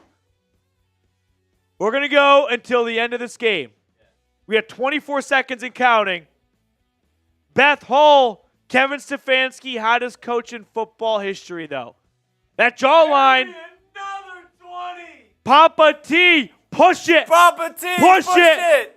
Get it across. Jeremy. And can I have a 20 spin, please? And can I have a 20? That wheel a couple we got times 3 too. wheel spins coming up here. We got a lot here. of stuff to do. Unreal. Jeremy Stallman at the last moment saves us from certain death. We finished, I'm calling it, at 838. Ask what their total is. All right, give me 1 second. I think I'm not going to have this go forever.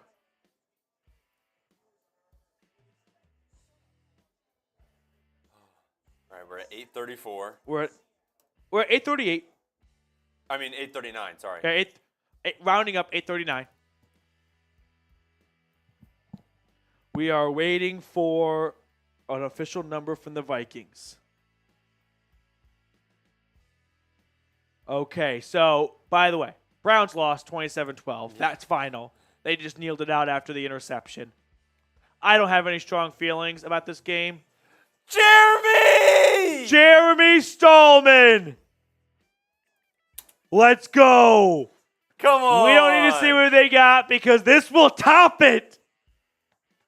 Jeremy! Let's go! He said no more. We're calling it now, actually. It's been in our favor this way. At 888. 89. 89. Round up. 888.76. This is it. Time in.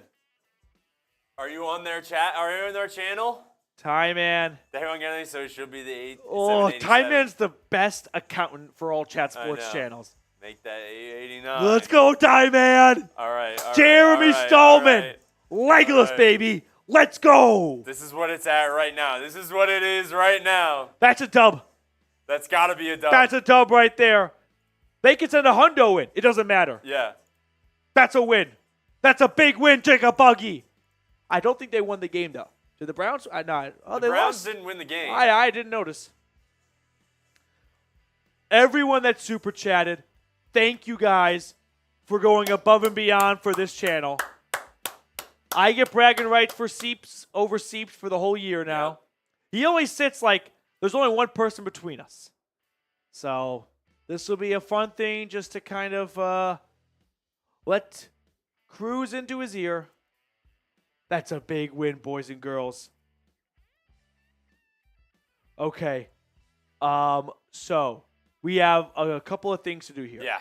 We have a ton of things to do. Let's do the wheel spins. Yes. Okay. And then while we're doing the wheel spins, kind of work on the stats in the background. Okay. And then while we're doing the duck race, start working on the stats in the background. Yep. And then we'll get into our post-game show. I got to add multiple people to the orange. We'll do that later. Do that after. Yeah, that'll be the do end. that after our post-game. Yeah. Yep. Okay, so wheel spins. How many We do owe Jeremy Stallman has one. Papa T has one. Jared Brandt has one. George has one. 4 wheel spins. 4 wheel spins. And we're going to go in the order they came in. So the first one's for George Devaney. So 4 wheel spins. First one for George. All right. This is George's wheel spin. Okay. Spin it. Producer shot. Mr. Reed is up to bat. Rick, thank you so much for your super chat and for hanging out with us. Go Brownies, Rick. I have Patron. Patron on ice. All right. So, George, check. Jared Brandt is next up. Jared. Ooh, that is tequila.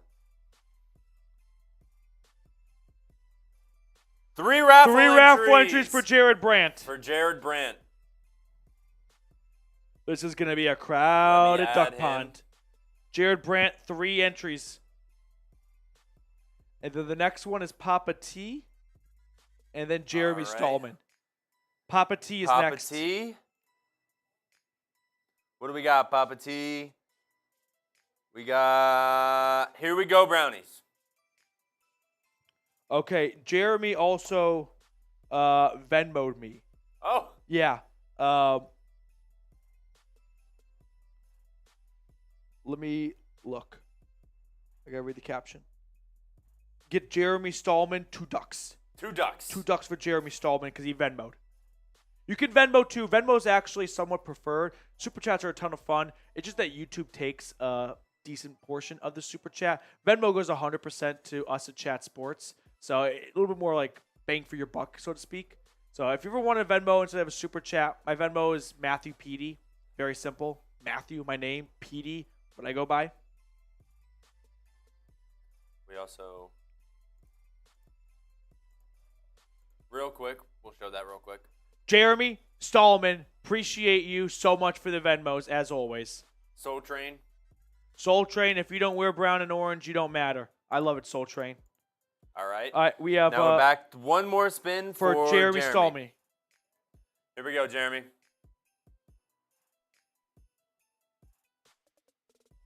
Beer hat. Do we bring the beer hat? Yeah, I have my beer hat. Okay. I just have to go get it. I guess so. Or just take a sip of your beer. That's probably going to be the I'm simplest outcome. also out of my beer. Okay. We're not prepared. We're going to audible beer hat to the dog bowl then. All right. We can just make Audible. a good, I think, Audible, Jeremy. substitution. We're getting too crazy with this super chat battle. Oof, oof, oof, oof, oof, oof, oof, oof, oof. Okay. Let's All right. close. Let's do duck races now. Okay. And then we have a post-game show. This is how you know it's preseason football. Yep. We're more focused on the duck race than the post-game show. I know. All right. Let's get this real quick. Yep. That's the final. Updated. That's the final. Yeah. We're not even adding like soul trains to that. Right? We called it. We called it. We called it. All right. Let's see here. Ducky time. Ducky time. Ducks, ducks, ducks. Ducks, ducks, ducks. I gotta take this. Send it to myself. We got a lot of ducks in this race. A lot of ducks. A lot of people.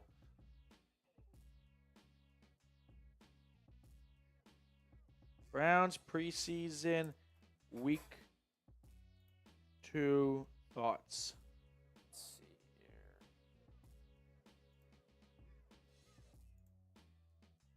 This.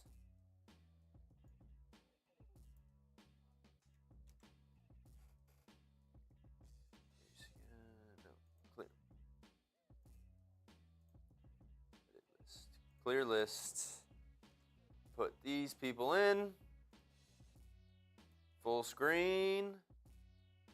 All right. So, we've got multiple people in here. Okay. All right. So, Everyone look for your name. That everyone way look for your name. everyone's full transparency.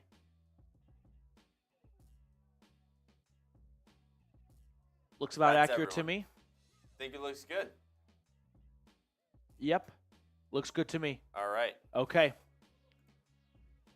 Let's send the duckies. And while they're racing, just get started on the stats. Yes, sir. Okay, duckies. Here we go. 3, 2, 1. They're off. Ducky time. Who's it going to be for the Browns hat? Browns hat. 50 seconds to go. Anyone's pond right now, but James Harper has a tiny lead. James Harper, the Statue of Liberty, duck, that is.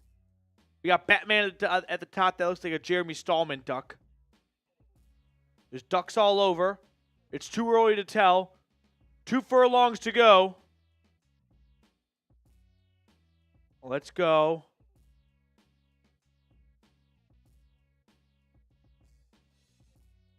$18. 10 seconds remaining.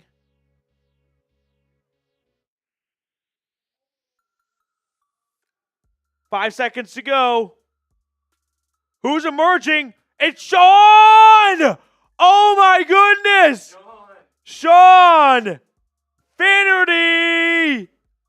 The big time winner. Sean, are you in the chat? Sean, please come to the principal's office. Did we forget Beth? She had that. Was she not in there? Okay, if Beth wasn't in there, Beth, we're just going to put your name in 3 times next week or the next duck race.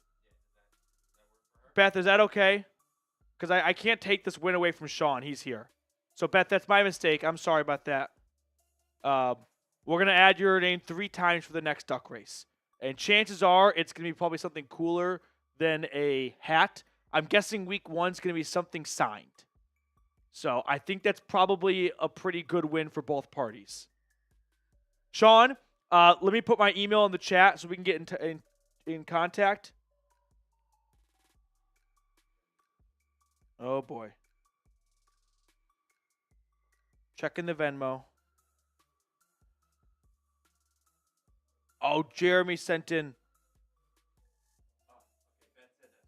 Beth, that's cool. Okay, I'm really sorry. Jeremy, I didn't see your Venmo before now. So if you like Jeremy, I can send it back to you. He wanted to add ducks to other people. Or we can just roll it over to the next duck race, whatever you prefer. I'm sorry, guys. A couple of preseason slips on my end here. Beth, I'm really sorry. I never like missing anyone. But we'll get you in 3 times. Don't let me forget, though. I am a little bit of a forgetful person. So just pester me, and when I see your name, it'll all come back. And then Jeremy, let me know. I can send it back to you. I'm sorry. I didn't catch that in time. Or we could just roll it over to the next watch party. Whatever you prefer. So, Sean, check the chat out. Email me so I can get in contact with you to get you the hat. Now we can probably talk about the game a little bit. 27-12 the final. Vikings over the Browns. Some guys that stood out in a good way. Some guys that did not stand out in such a great way. Ultimately, we are probably making a little bit too big of a deal out of players who are not going to have major roles when the regular season gets here, but that's what we do in the preseason. We never learn our lesson too every year. Like, we thought Josh Dobbs should be starting for the Browns. Got bounced all over the league last year. Okay. So, yeah. Fix it. Jeremy, I'm really sorry again. Mad at myself. Okay, Jeremy, we'll roll it over. You got it.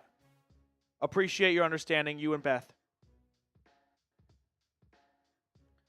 David thinks Huntley had a bad day. And it definitely doesn't help that DTR had a pretty solid day. Like, he had 1 interception too, but those ones, his one was not as bad as Huntley's.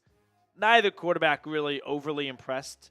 I thought DTR looked better of the 2 today, and he's probably in line to get that QB3 job, and Huntley will probably get waived. They might waive him now so that he can have a chance of starting elsewhere or getting a job elsewhere. And then they go into Seattle with Watson, Jameis, and DTR, and that's their quarterback room moving forward. So don't be surprised if they decide, if Huntley's not our man, we might as well cut bait now, and maybe someone else will claim him, and he can go play for them in preseason week 3. If they can find a trade, then I'm sure they'd be very interested. I don't know what team is trading for Tyler Huntley right now. Like, who is he better than a team would be trading him for? Like the Vikings, for example. They lost J.J. McCarthy, but I don't think Huntley comes in better than Nick Mullins. And that's who he'd be competing to be the backup for. So might as well keep Mullins behind Darnold. Soul Train, they should trade whoever QB number 4 is. I'm sure, ironic enough, do the Vikings need to trade for a third-string quarterback? Like, they would trade for a backup quarterback. I believe that. I don't think Huntley showed today he's better than Nick Mullins. So, they're going to give a pick for QB3? I really doubt it. You got to find a team that Huntley is better than their current backup. Or they have an injury. I don't know how many teams that list has on it. None? Just kind of scratching my head here. I got nothing. Let me know when you are ready, Mr. Reed. Okay. I thought, just kind of looking over the things that jumped out to me. Deontay Foreman looked really good today. So that was good to see as the Browns await the return of Nick Chubb. I definitely think that the Browns have something there in Foreman. And and it sucks that they are really banged up at tackle. Like even their third and fourth string tackles are injured. Okay, here we go. I'm ready if you are. Let's do it. So post-game show coming up right now. Fanatics. Yeah, I forgot to.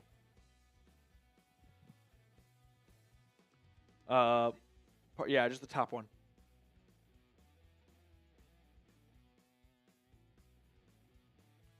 No updates on the tackle injuries that James Hudson and Akeem Adeniji sustained in the loss. Definitely doesn't look good, I'll be honest.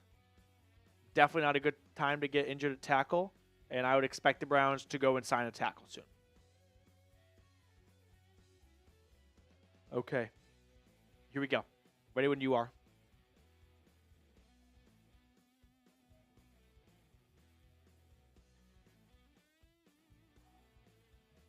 You ready? Here we go.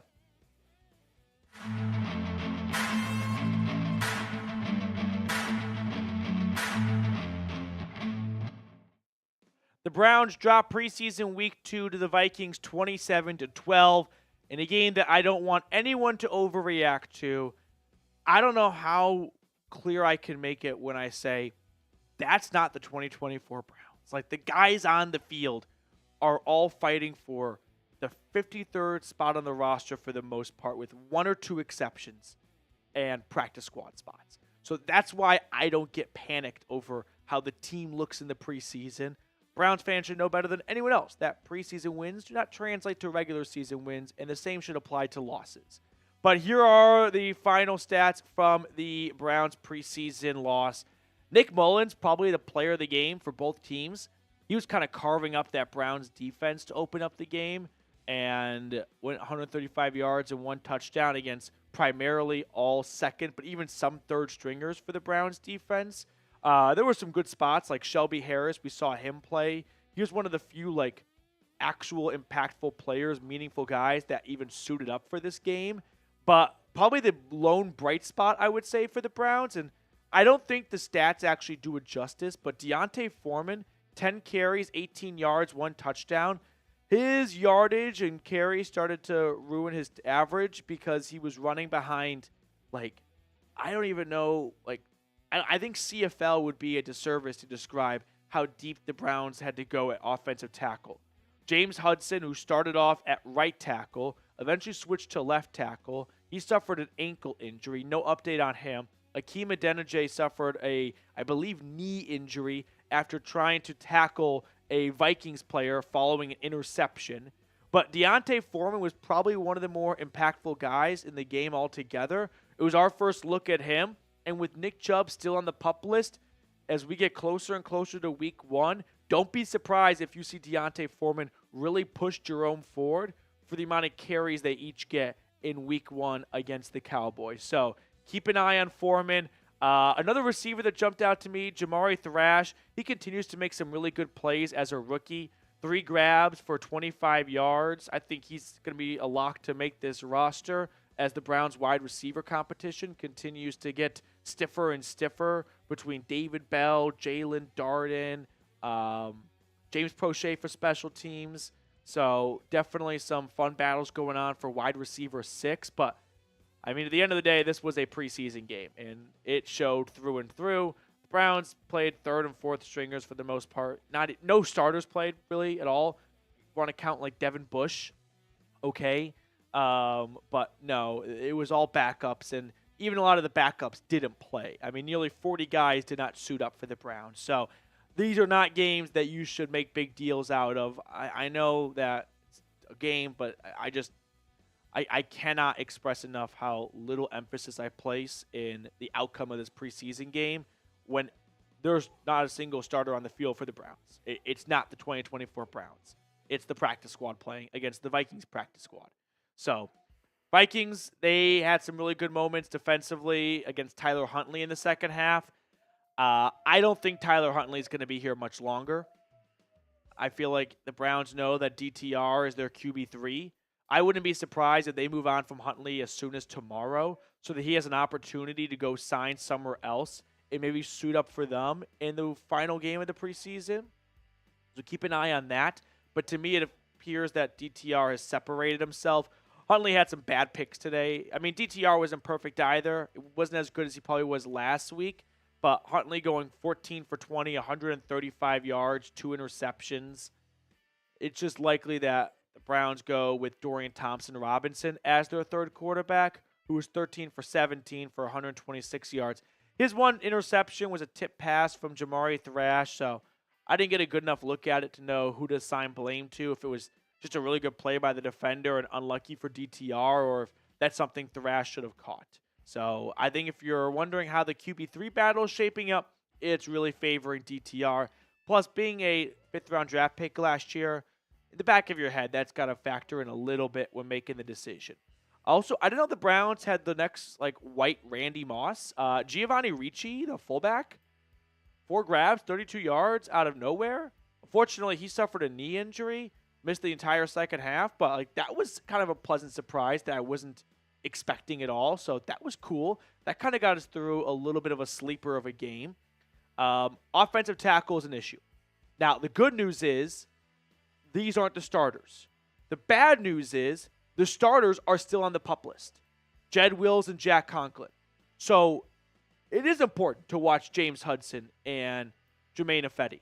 Whereas if we're talking about the backup wide receiver stinking, okay, the good news is those aren't the starters. But as of now, I think James Hudson is on a path to start week 1 at left tackle. And he was not very impressive. He suffered an ankle injury. So the Browns, I think, are going to be shopping for offensive tackles. I think they're going to try and bring someone in, hold them over until Wills and or Conklin return, which, by the way, what's going on with them? I feel like we were, I wouldn't say led to believe, but I think collectively everyone thought, based on when Conklin got hurt last year early in the season and the type of injury Wills sustained, and we seeing him throughout the spring a little bit, that they would not be on the PUP list going into week 3 of the preseason. That surprises me. So I'm starting to get concerned because we're now no longer just 6 weeks away from week 1. No, it's creeping up on us. It's 3 weeks away. So the Browns need to figure out what their plan is at offensive tackle now. I don't want them to try and, sit on their hands and hope that one of the 2 injured guys comes back soon. Really quickly, though, I do want to give a quick shout-out to our friends at Fanatics who have an awesome deal right now where if you want to get this David Njoku jersey, 25% off, all you got to do is go to chatsports.com/Njoku. So put that link in, and you'll get this David Njoku jersey awaiting you for 25% off. You're not going to find a better deal like that for a jersey this close to the season. So go to chatsports.com/Njoku. But just to put a bow on the Browns offensive line conversation, Hudson and Adeniji are both, injured. Your only option really is Jermaine Ifedi or a free agent. I don't think there is anyone else on this roster you trust. Michael Dunn a left tackle? Of course not. Do you want to try DeJuan Jones at left tackle and try to place one of your guards at right tackle? Or place one of your guards at right guard and kick Teller to tackle? Are you going to get that creative for week 1? Unlikely. So the Browns, from this preseason game, I don't think they showed us anything that requires any big, strong reaction. Just hope that they can get healthy at offensive tackle. And Deontay Foreman showing us some really positive stuff going into the final preseason game, which, by the way, will be next Saturday in Seattle, 10 p.m. Eastern time kickoff. Yeah, that sucks. Now, I'm going to be at my grandma's 80th birthday, so I don't believe I'll be having a watch party like I always do. Nanny would be a little upset if the computer came out for a watch party, but if she goes to bed early, you might sneak one in. So TBD a little bit on that front. But make sure to subscribe to the channel. Don't miss a single thing when it comes to the Browns. All season long, all year long. We always have a blast here, and you're not going to want to miss it. So hit the sub button down below and let me know what your grade is so far for the Browns through 2 preseason games. They're 0-2.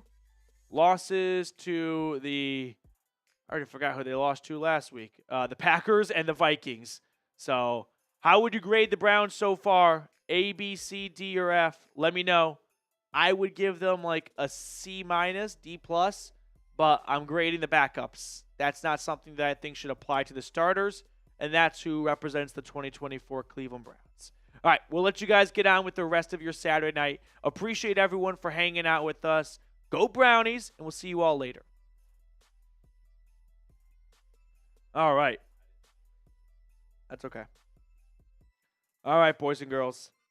That's going to do it for us on today's show. Thank you, guys, and thank you to Jeremy Stallman, to Papa T, to everyone who super chatted. Mike going above and beyond to help us secure the victory over the Vikings Now channel and super chats. Ray Bidding as well. James Harper, how could I forget? It was awesome. Ghostface, Beth Hall. Sean for winning the Duck Race 2. Jared Brandt. We'll add all those names that reached $50 in super chats, or send a $50 super chat in, I should say, to our Brown and Orange Club. And then keep an eye on our videos during the week. We'll get you a shout out on them. Now, I got to sign off. I'll let you guys go and enjoy the rest of your night. Brownies lose, but it's preseason.